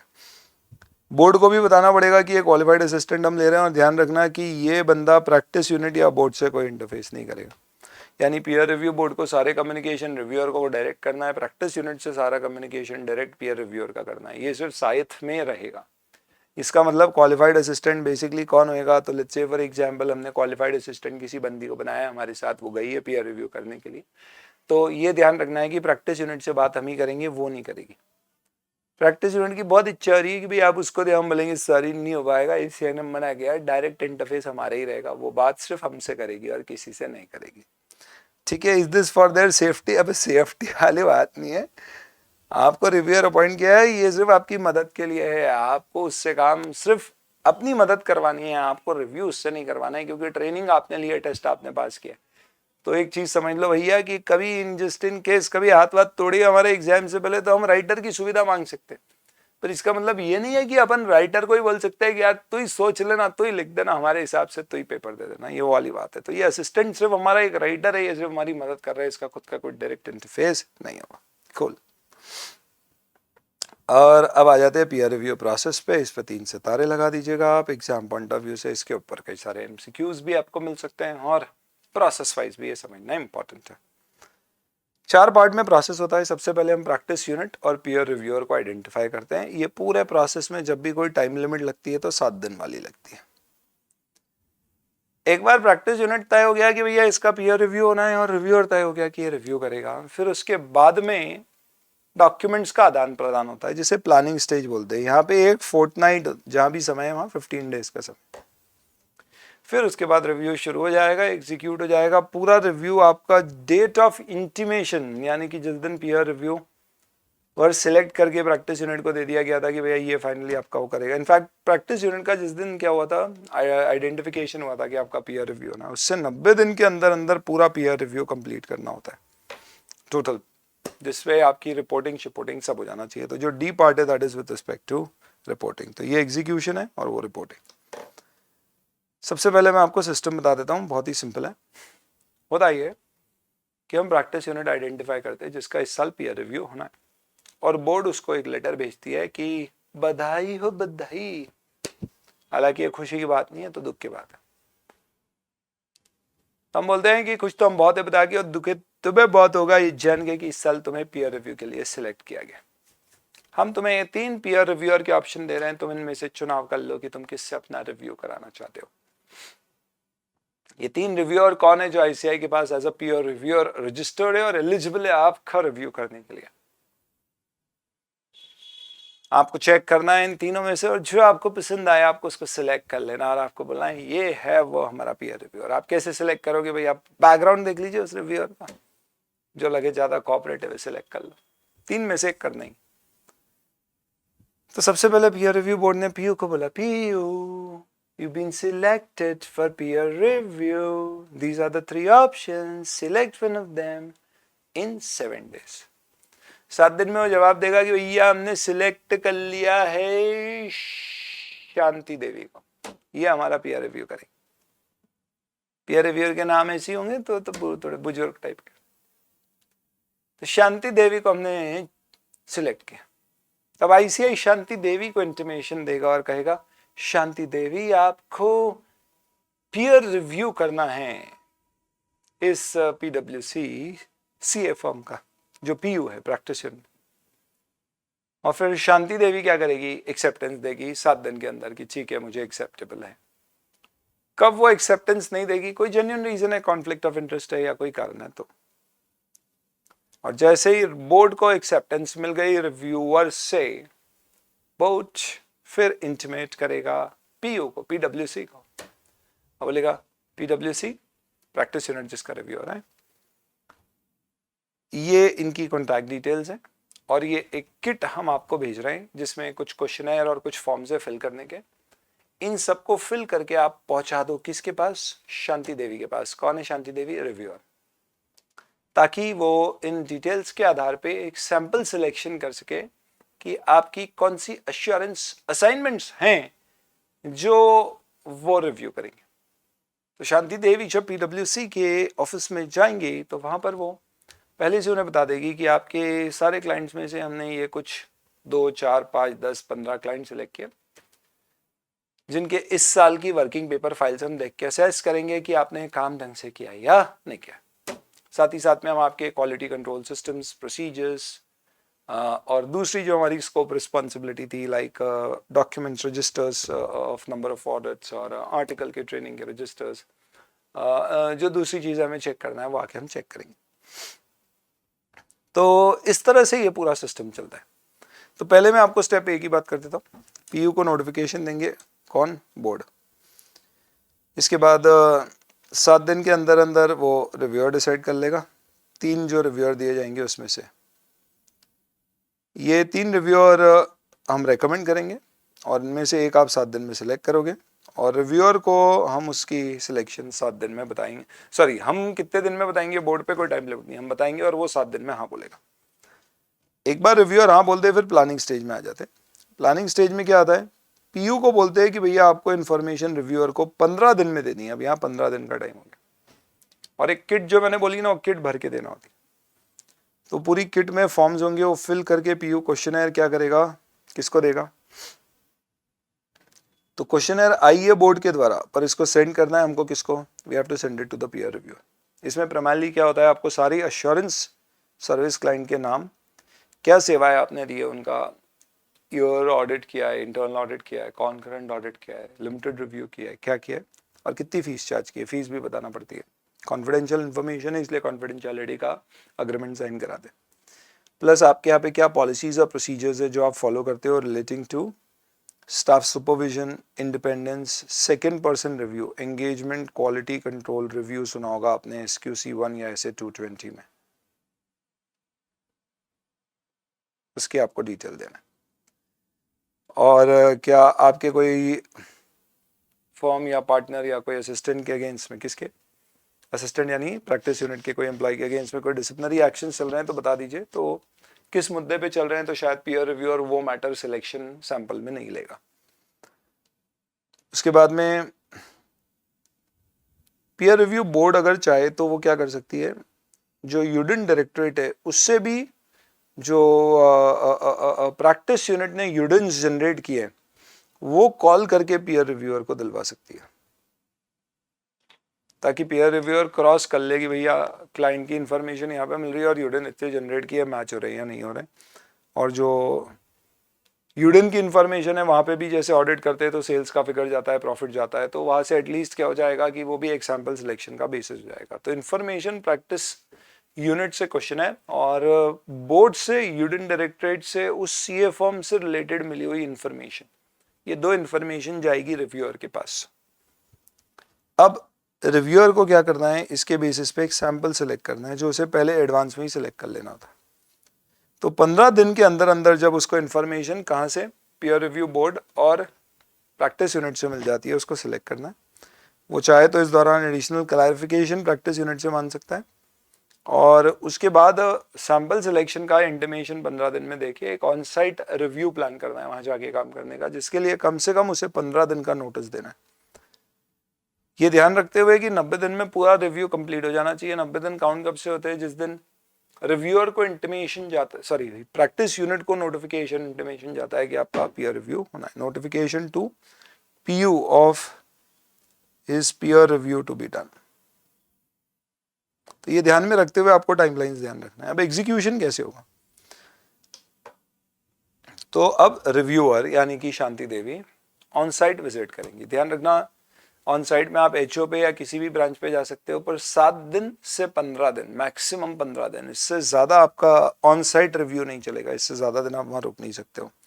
अब इसी बात है, ये वर्किंग डेज है तो it should not extend beyond this. 7 दिन से कम चलेगा, कोई प्रॉब्लम नहीं है, ज़्यादा से ज़्यादा 7 कुछ केस में 15 तक अगर बहुत बड़ी फर्म है तो, इससे ज़्यादा नहीं हो सकता है। तो दोनों ही मैक्सिमम लिमिट है, ऐसा नहीं है कि स्मॉल प्रैक्टिस यूनिट का 7 है और लार्ज प्रैक्टिस यूनिट का 15। एक रेंज दे रखी कि भैया ध्यान रखो 7 दिन नॉर्मल है, 15 मैक्सिमम से मैक्सिमम हो गया ऐसा। जब आप जाएंगे तो आपको प्रोसीजर्स 2 लगाना होते हैं, एक होते हैं कंप्लायंस प्रोसीजर्स और एक होते हैं आपके सब्सटेंसिव या रिव्यूइंग चेकिंग प्रोसीजर्स। एक में आप कंट्रोल्स टेस्ट करोगे किसके, प्रैक्टिस यूनिट के, कि उनके यहाँ पे क्या proper controls with respect to what, accepting the audit assignment की, कोई भी असाइनमेंट उनको मिलता है तो इंडिपेंडेंस, उनके मैनेजमेंट इंटीग्रिटी चेक, ऐसे 220 कहता है ना, कोई भी आपको ऑडिट मिले तो लपक नहीं लेना, तो आप उसकी इंडिपेंडेंस चेक करते हो, आपके पास टाइम और रिसोर्स है या नहीं है, और मैनेजमेंट की इंटीग्रिटी है या नहीं है, ये सब देख के ही आप एक्सेप्ट करते हो। पास्ट एक्सपीरियंस कोई है क्लाइंट के साथ तो साथ ही साथ में आपको ध्यान रखना है कि आप इंडिपेंडेंटली ऑडिट कर पाओगे, या इंडिपेंडेंस का कॉन्फ्लिक्ट है तो आप ऑडिट एक्सेप्ट नहीं करो। तो SQC1 ऐसे 220 में इस तरह की बात की जाती थी। फिर उसके बाद आपके यहाँ पे क्या होना चाहिए, सीए फर्म को एक QCPP बनाना चाहिए, जिसमें वो इंश्योर करेगा कि भैया हमारे जो स्टाफ है उनको प्रॉपर ट्रेनिंग दी जा रही है, ज़रूरत पड़ने पे आउटसाइड कंसल्टेशन लिया जा रहा है, साथ ही साथ में डायरेक्शन, सुपरविजन और रिव्यू होना चाहिए हमारे प्रॉपर स्टाफ का, प्लस एक ऑफिस एडमिनिस्ट्रेशन का सिस्टम होना चाहिए। तो हम क्या करते हैं, जो कंट्रोल चेक करते हैं वो इन मैटर्स की करते हैं। इसको आप IMOSO ऐसे याद रख सकते हो, I for independence, MOSO basically is maintenance of skills and standards, outside consultation कहीं लेने की ज़रूरत है, स्टाफ रिक्रूटमेंट और ऑफिस एडमिनिस्ट्रेशन, ये चीज़ें आपको असेस करना पड़ेगी। स्टाफ की आपको बेसिकली क्या चेक करना है, तो एक तो सबसे पहले आपको स्किल्स देखना है प्रॉपर है या नहीं है, ज़रूरत पड़ने पे कंसल्टेशन बाहर से लेना है ये देखना है, डायरेक्शन, सुपरविजन और रिव्यू प्रॉपर हो रहा है या नहीं, डेवलपमेंट सुपरविजन रिव्यू है, and then at the same point of time you should also check the office administration. ये चीज़ों का आप कंट्रोल टेस्ट करोगे, याद रखने वाली चीज़ है। इसके ऊपर एग्जाम में क्वेश्चन आ चुका है,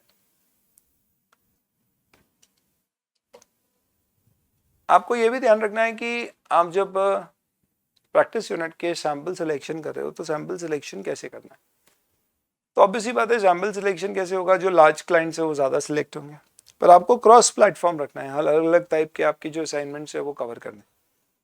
तो आपको कुछ गाइडेंस दी हुई है कि सैंपल सिलेक्शन जो होगा वो कैसे होगा। Will depend on lot of things. One, सबसे पहले आपने जो पीडब्ल्यूसी अगर प्रैक्टिस यूनिट है और शांति देवी अगर पीयर रिव्यूअर है, तो शांति देवी पीडब्ल्यूसी के कितने फाइल्स, कितने क्लाइंट्स की फाइल्स मंगा के उसको रिव्यू करेगी, किस पे डिपेंड करेगा। तो सबसे पहले कौन से क्लाइंट की फाइल्स देखना है हमें, वो डिपेंड करेगा कि क्लाइंट पे हमने किस तरह की सर्विसेज दी है, साइज कितनी बड़ी है क्लाइंट की, और फीस क्या चार्ज करी है। क्लाइंट किसका, पीडब्ल्यूसी यानी प्रैक्टिस यूनिट।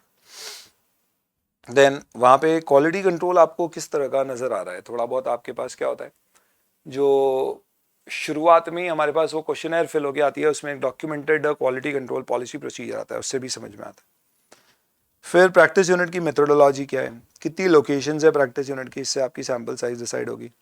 ये कुछ नए पॉइंट्स ऐड हुए हैं। साइज और नेचर ऑफ एश्योरेंस सर्विसेज कितनी है, कितने पार्टनर्स और मेंबर्स इन्वॉल्व है एंगेजमेंट में। तो ऐसी एंगेजमेंट जो बड़ी होंगी उसमें नॉर्मली 2 एंगेजमेंट पार्टनर भी हो सकते हैं, तो वो आपके लिए ज़्यादा फोकस करने वाली होगी। फीस क्या है जो आपने चार्ज करी है, टोटल फीस आप कितनी कमाते हो, यानी पीडब्ल्यूसी की टोटल फीस के प्रपोर्शन में कौन से क्लाइंट का क्या परसेंटेज है, जीएसटी के प्रपोर्शन में भी आप देख सकते हो। और ऐसा नहीं है कि जो भी सैम्पल साइज आपने शुरू में सिलेक्ट किया वो फिक्स हो गई है, बाद में चेंज करना है तो आप कर सकते हो, पर वो पीयर रिव्यू की बोर्ड की कंसल्टेशन के साथ।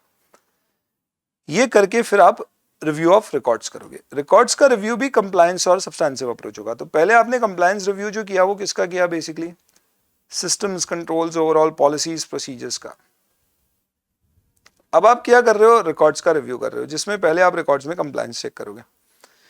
कंप्लायंस चेक में आप क्या चेक करेंगे कि technical, professional, ethical standard follow करने के लिए क्या कंट्रोल्स हैं जो बना रखे हैं किसने, प्रैक्टिस यूनिट ने। थोड़ा याद करने के प्रोविजंस लाइक assurance सर्विस के records, review, evaluation of internal control, substantive check, financial statement का प्रेजेंटेशन, कंक्लूजन रिपोर्ट, ये सब क्या है, प्रैक्टिस यूनिट कैसे अपने एश्योरेंस असाइनमेंट में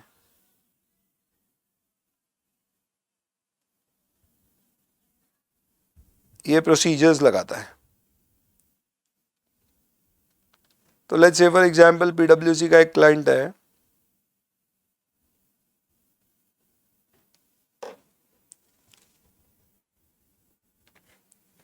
ठीक है, लेट्स से पीडब्ल्यूसी का क्लाइंट है एक सीके बिरला ग्रुप है। तो सीके बिरला हमने सैंपल में लिया था, तो हम क्या करेंगे देखेंगे।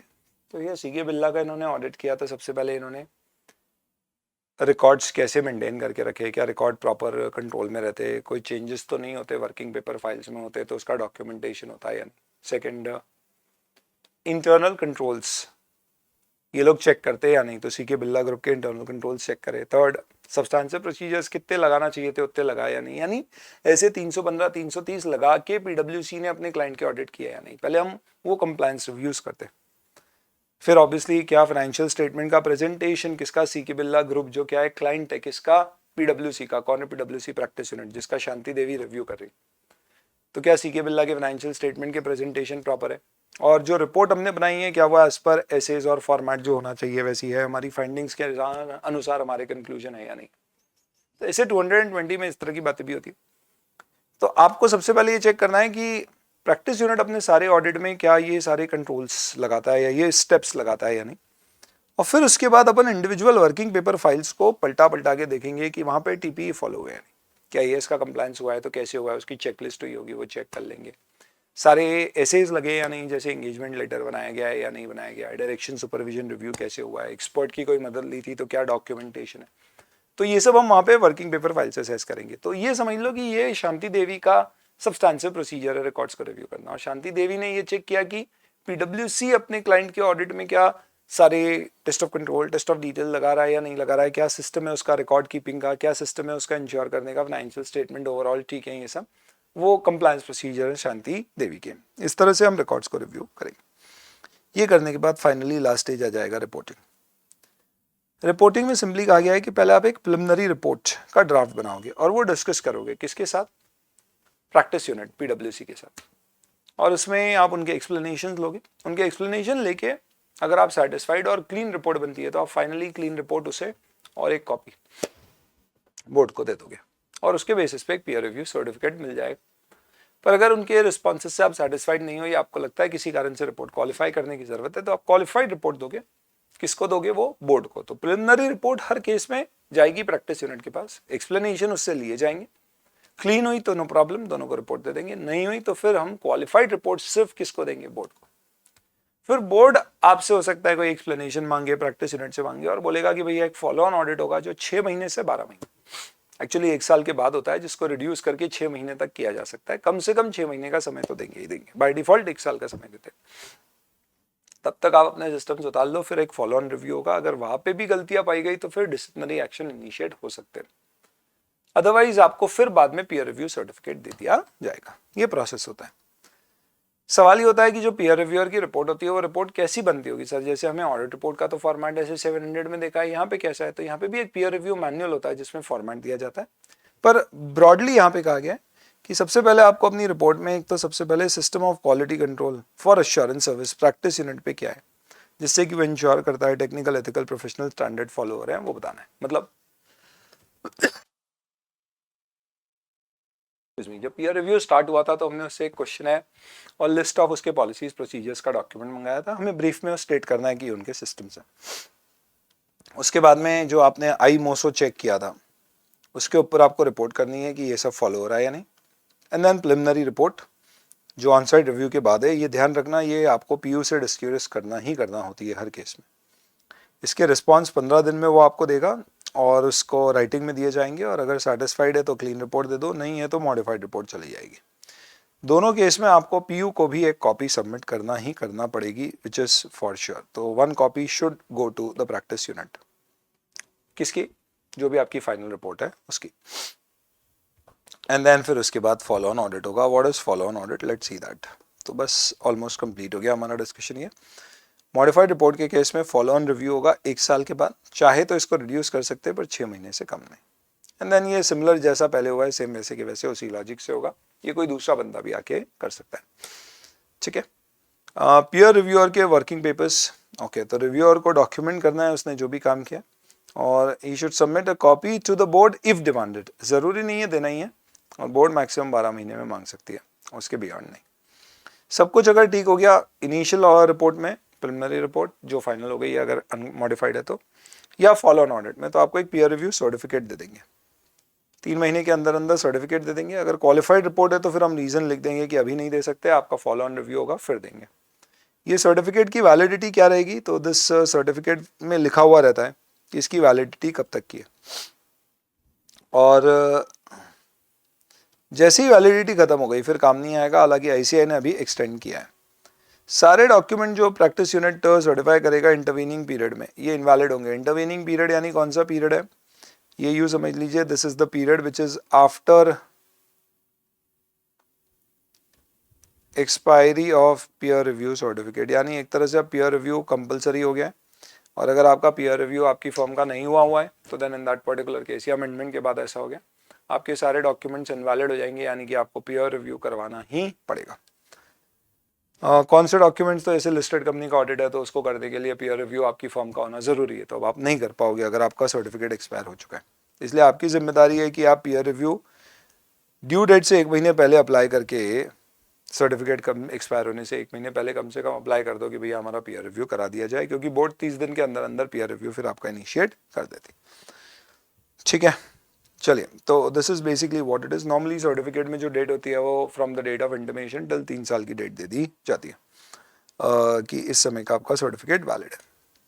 इसमें एक कुछ एक्स्ट्रा चीज़ है, रिव्यूअर जब भी रिव्यू करेगा तो उसकी अप्रोच क्या होगी?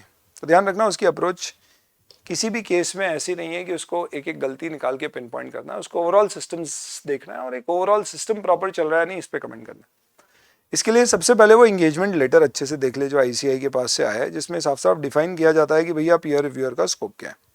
ये ध्यान रखना कि हमें हर प्रैक्टिस यूनिट के अश्योरेंस क्लाइंट का वर्किंग पेपर फाइल चेक नहीं करना है, यानी यहाँ सब कुछ जो होगा वो सिग्निफिकेंस और मॉड्यूलिटी के बेसिस पे होगा। Then what you need to do is, आपको डिसाइड करना है कितनी अश्योरेंस एंगेजमेंट है जो आप रिव्यू करोगे। जो अभी अपन ने देखा जिसके कुछ नियम है, जैसे कि ब्रांचेस आपकी क्लाइंट की कितनी है, प्रैक्टिस यूनिट की कितनी ब्रांचेस है, कितना एक्सपीरियंस है, क्या फीस जीएसटी है, क्लाइंट की नेचर ऑफ सर्विसेज क्या दी है, क्या फीस उनसे चार्ज करी है, क्लाइंट अपने आप में कितना बड़ा है, उसका एसेट साइज क्या है, ऐसे कई सारे फैक्टर्स के बेसिस पे आप डिसाइड करोगे। पर ध्यान रखना आपको क्रॉस सेक्शन, यानी कि ऐसा नहीं है कि एक ही एक इंडस्ट्री ले लिया, एक तरह के एश्योरेंस असाइनमेंट ले लिया। अगर आप tax audit, company audit, GST audit, अलग अलग तरह के एश्योरेंस असाइनमेंट हैं, तो आप कोशिश करें कि ज़्यादा से ज़्यादा टाइप कवर हो। हालांकि देयर इज नो लिमिट कि मैक्सिमम इतना सैम्पल साइज लिया जाएगा। ध्यान रखना कि आप यहाँ पे इंक्वायरी भी कर सकते हो अबाउट पॉलिसीज और प्रोसीजर्स, अगर डॉक्यूमेंटेड अवेलेबल नहीं है तो रिकॉर्ड्स में कोई चीज़ ना मिले तो हो सकता है हर सिस्टम डॉक्यूमेंटेड ना हो, तो आप इंक्वायरी करके भी चेक कर सकते हो। इंक्वायरी करोगे तो फिर आपको उसका इम्प्लीमेंटेशन और चेक करना पड़ जाएगा, अगर वो डॉक्यूमेंटेड नहीं है तो। क्या? पॉलिसीज और प्रोसीजर्स। तो ऐसा नहीं है डॉक्यूमेंटेड नहीं मिला तो बोल के आगे भैया लिखा हुआ नहीं था, तो खत्म हो गई बात। इसके अलावा आपका ऑब्वियसली प्रोफेशनल जजमेंट है कि आपको कितने कंप्लायंस या सब्सटेंसिव प्रोसीजर्स लगाना है। कंप्लायंस प्रोसीजर्स प्राइमरली पॉलिसीज और प्रोसीजर्स प्रॉपर है या नहीं चेक करने के लिए लगाते हैं। सब्सटेंसिव ये देखने के लिए कि वर्किंग पेपर जो एश्योरेंस सर्विसेज प्रैक्टिस यूनिट ने दी है उनके क्लाइंट से रिलेटेड, उसको देख के असेस करना कि क्या उनका काम प्रॉपर है या नहीं है, यानी कि बेसिकली उनकी फाइंडिंग्स और उनके कंक्लूजन मैच हो रहे हैं या नहीं, टीपी का कंप्लायंस हो रहा है या नहीं, चेक करने के लिए। इसके लिए कहा गया है कि जब भी आप रिकॉर्ड्स इवैल्यूएट करते हो तो आप क्या कंसिडर करते हो। 1, कोई भी सिग्निफिकेंट इशू या मैटर, तो आपने वर्किंग पेपर फाइल चेक करी, तो CK Birla group is one of the assurance clients of पीडब्ल्यूसी द प्रैक्टिस यूनिट। तो हमने चेक किया तो हमने उसमें देखा कि यार इसमें कोई मेजर इश्यूज खड़े हुए थे कि यार इसके ऊपर कंपनी टैक्स नहीं दे रही, एग्जाम मान रही है, ऐसा क्यों। तो ऐसे इश्यूज हुए थे, तो ये रिजॉल्व कैसे हुए, तो उसका डॉक्यूमेंटेशन वर्किंग पेपर फाइल में ही होगा। सेकेंड, आपने जो भी कंक्लूजन दिया है आपके एविडेंस उससे मैच होना चाहिए, यानी sufficient appropriate audit evidence to match your evidence है या नहीं, मैच योर ओपिनियन, ये आपको असेस करना है। और फाइनली जो सिग्निफिकेंट डिसीजंस लिए गए थे जहां मेजर प्रोफेशनल जजमेंट इन्वॉल्व था, जैसे कोई गोइंग कंसर्न का इशू आ गया था क्लाइंट में, तो वो जजमेंट्स को स्पेसिफिकली आपको इवैल्यूएट करना है और डॉक्यूमेंट करना है। यानी ये अप्रोच है कि आपको ऐसे कोई बारीकी में एक एक चीज़ चेक नहीं करना है, आपको इन चीज़ों पे मेजरली फोकस करना है। कब? अपने रिव्यू के दौरान। तो ये अप्रोच ऑफ रिव्यूअर है, 5 पॉइंट्स। एंड इसके अलावा एविडेंस कलेक्ट करने के लिए आप इंस्पेक्ट कर सकते हो, ऑब्जर्व कर सकते हो, इंक्वायरी कर सकते हो। ध्यान रखना लिमिटेशन है, ऐसा नहीं है कि किसी का पीयर रिव्यू हो गया तो एक 100% गारंटी है कि भैया सारे सिस्टम प्रॉपर है, फिर भी कोई वीकनेस हो सकती है जो छूट जाए। These are inherent limitation. और पीयर रिव्यू और क्वालिटी रिव्यू में मैंने इनिशियल स्टार्ट में आपको बताया था क्या डिफरेंस है, I just kind of repeat it, फिर अपन क्वालिटी रिव्यू देख लेंगे। And the difference is very clear कि peer review is basically a review of systems and procedures which is done not to identify mistakes and take penal actions against the practice unit but to improve the quality of services. It is a board of ICI and not it has no involvement of central government or any regulatory bodies. So what it says is it's a review of systems and procedures. Sample audit files are inspected. Intention is not to find faults but help to develop better systems, improve the quality of services. It is just basically not like quality review. Quality review is basically like a penal action, deterrent है, वो आपके against में action लेगा। तो QRB is set up by central government and ICI, ना कि सिर्फ ICI which is peer review only ICI. Then CA act के अनुसार सेंट्रल गवर्नमेंट के पास अथॉरिटी है कॉन्स्टिट्यूट करने की क्वालिटी रिव्यू बोर्ड, जबकि peer review board is ICI constituted, 100% ICI के ही इसमें मेंबर्स होंगे। ये सुपरवाइजरी डिसिप्लिनरी फंक्शंस कैरी कर रही है जिसका मेन उद्देश्य गलतियां ढूंढना है और डिसिप्लिनरी एक्शंस इनिशिएट करना है। तो ये आपको इससे थोड़ा सा आइडिया लग गया। जितने क्वेश्चंस हमारे दिए हैं एक बार क्विकली कुछ मैंने साथ साथ में देख लिए, कुछ और देख लेते हैं।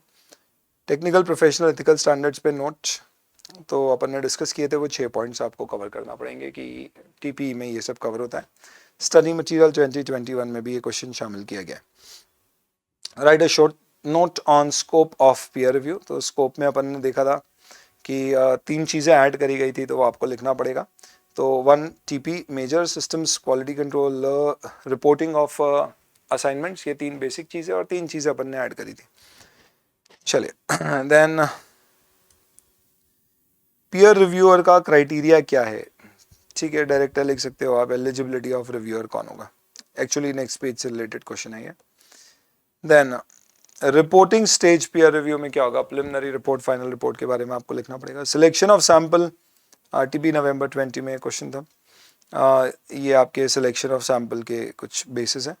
देन आपको अपॉइंट किया है peer reviewer Shivam and company, उसने लिस्ट ऑफ सर्विस दी है जिसमें ड्यू डिलिजेंस सर्विस भी है। CIS is in process of deciding कौन सी सर्विसेज सिलेक्ट करें, आपको डिसाइड करना है, मदद करना है उसकी कि वो कैसे सिलेक्ट कर सकता है। जनवरी 21 एग्जाम में क्वेश्चन आ चुका है, तो बेसिकली 10C3 यही वाला पॉइंट आपको यहाँ पे लिखना पड़ेगा और स्पेसिफिकली लिखना है कि ड्यू डिलिजेंस सर्विसेज को कवर नहीं करेंगे क्योंकि वो एश्योरेंस सर्विस में कवर नहीं होता है। Explain the step wise approach which is followed by peer reviewer, तो अप्रोच ऑफ रिव्यूअर में ये पॉइंट नंबर 11 आपका आंसर बनता है। इनहेरेंट लिमिटेशंस ऑफ रिव्यू, ध्यान रखना किस चीज़ में क्या लिखना है, अपन ने पढ़ा भी डिस्कस किया। Then collection of evidences by peer reviewer, nature of evidence collection कैसा होगा, इंस्पेक्शन, इंक्वायरी और ऑब्जर्वेशन के थ्रू वो कलेक्ट कर सकता है। Then a practicing chartered accountant is appointed to conduct peer review of another practicing unit. What areas they should review an assessment of independence of practice unit, or write a short note on areas to be reviewed in assessment of independence of practice unit while conducting peer review. तो independence check जब आप करेंगे तो independence check में किन चीज़ों के ऊपर आपको फोकस करना पड़ेगा, तो this is basically one this particular point. In fact we'll just quickly kind of cover this up. सबसे पहले आपको चेक करना है क्या प्रैक्टिस यूनिट के पास एक पॉलिसी है इंडिपेंडेंस, ऑब्जेक्टिविटी, इंटीग्रिटी की, किसके लिए, for all members, partners as well as staff, और कौन उसका ख्याल रखता है। तो स्टैंडर्ड ऑफ क्वालिटी कंट्रोल में नॉर्मली हम QCPP में डाल देते हैं कि भैया independence is to be checked while accepting the audit and throughout the audit, और लीडर की जिम्मेदारी होगी कि कहीं भी कोई थ्रेट टू इंडिपेंडेंस हो तो उसको आइडेंटिफाई करे और करेक्टिव एक्शंस ले ले। तो this is one thing which we'll have to check. Second, does the PU communicate these policies and expected standards to all staff, क्या ये well communicated है, क्या इसका compliance practice unit में वो जो भी leader है वो monitor कर रहा है या नहीं कर रहा है, और क्या periodically हमारे client से association review होते हैं along with network firms to check independence measure हो रही है या नहीं। तो ये एक independence वाला additional point है। This is all which is there। इसके अलावा आपको मैं quickly एक काम और करता हूँ। चलिए, ये ICI की ऑनलाइन में देख रहा हूँ, this is basically the ICI booklet on MCQs and case study scenarios which has some 100 individual MCQs जो आप खुद देख लेना। case study based इसके ऊपर there is one peer review based case study जिसके ऊपर based ही RTP में क्वेश्चन था, और उसी के ऊपर based in fact एग्जाम में भी peer review की एक पूरा ये case study आया था, इसी को अपन डिस्कस कर रहे हैं। Let's see this। Shivam and Company LLP is a large firm of chartered accountant based out of Delhi NCR. Firm has 6 offices in India, Delhi, Noida, Bangalore, Calcutta, Chennai, Chandigarh. 35 partners, 250 staff size. Offering various services to its client and has accordingly set up separate department for those services which are headed by partners. The firm has client both listed and unlisted companies. तो listed company होने से public interest entity आ गई तो ये level 1 unit हो गया। इसका level 1 unit होने का कारण क्या है, इसका listed company का client। इनफैक्ट आप देखना, आपको ये सब पढ़ के लग रहा होगा कि यार ये तो बहुत बड़ी CA फर्म है, तो इसको प्रैक्टिस यूनिट अगर कैटेगराइज करना है तो लेवल 1 में होगा, पर कहीं पे भी लेवल 1 में हम we do not classified based on what, level 1 classification is not based on number of partner, number of branches, number of employees. Listed है इस कारण से ये लेवल 1 हो गया क्योंकि आपके कुछ लिस्टेड क्लाइंट्स जिनको आप statutory audit, internal audit, risk advisory, due diligence, tax support सब की सारे सर्विसेज देते हो, ठीक है। Due diligence will not get covered under peer reviews. Firm also has a managing partner who sits in Chandigarh office. All in all, one can say it's an all solution firm as far as services of CA are concerned. तो सब तरह के काम ये करती है। It focuses significantly on quality and accordingly has set up various controls in place. It ensures engagement of each partner are reviewed in terms of quality of work by another partner of the firm independently every year. तो engagement, quality control, review जिसकी detail हमें लेना पड़ती है, आपको याद होगा अपन ने पढ़ा था लिस्ट ऑफ एश्योरेंस क्लाइंट्स, आपने क्या पॉलिसीज और प्रोसीजर्स आप क्या बना रखे, और एंगेजमेंट क्वालिटी कंट्रोल के क्या रिव्यू, आप क्या सेकंड पार्टनर रिव्यू के सिस्टम्स के ये बना रखे हैं। It has set up a process and 1 or 2 engagement files of partner is selected. Quality assessment also carries weight in terms of assessment of profit sharing of partners. तो ऐसे systems हैं। You been subject to peer review which was conducted 3 years बैक, 3 साल हो चुके हैं तो expire हो गया वो।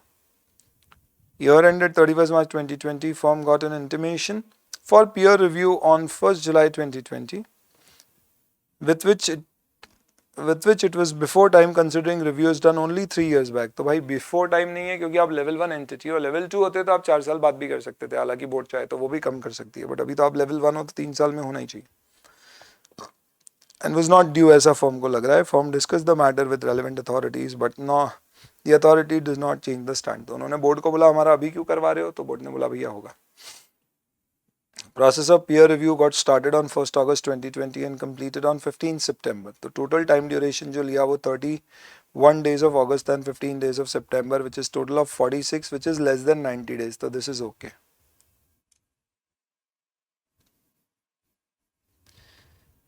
और ऑन साइट रिव्यू 1 अगस्त से 20 अगस्त तक चला, तो this is 20 days, which is more than 15 days maximum limit, which is not okay.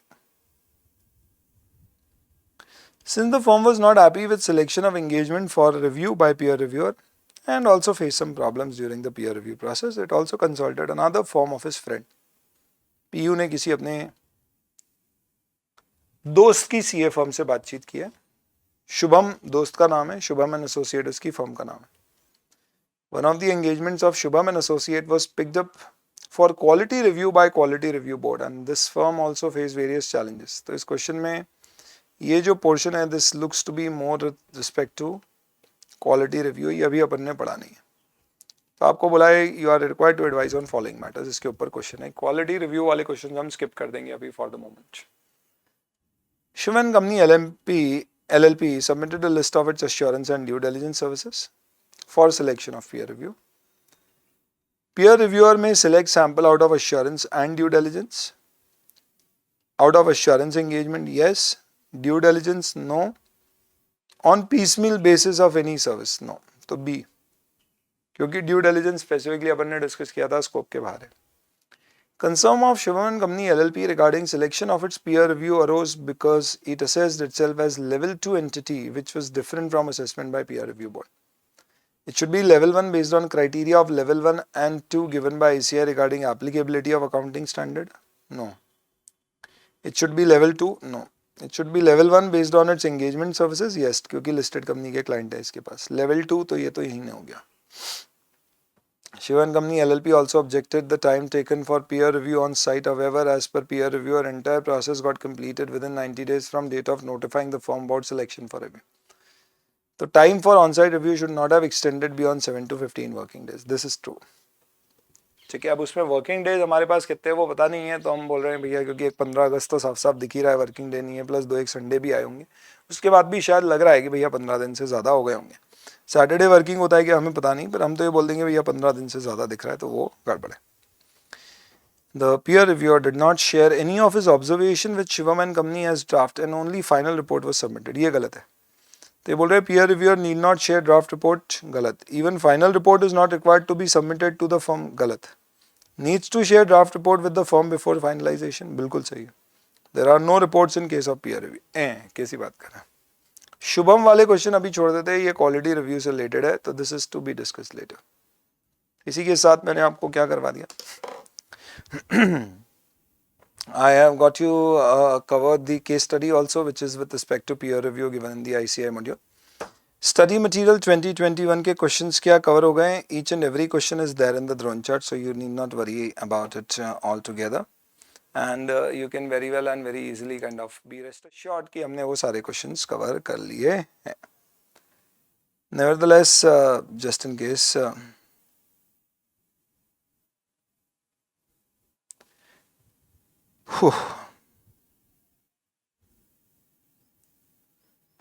ICAI के मॉड्यूल में अगर आप देखना चाहेंगे तो just let me open the ICAI website and let me just take you through the questions on peer review. Okay, तो peer review and quality review के questions collectively साथ में दिए गए, जो आप देख लीजिएगा. I'm just kind of showing this to you here quickly.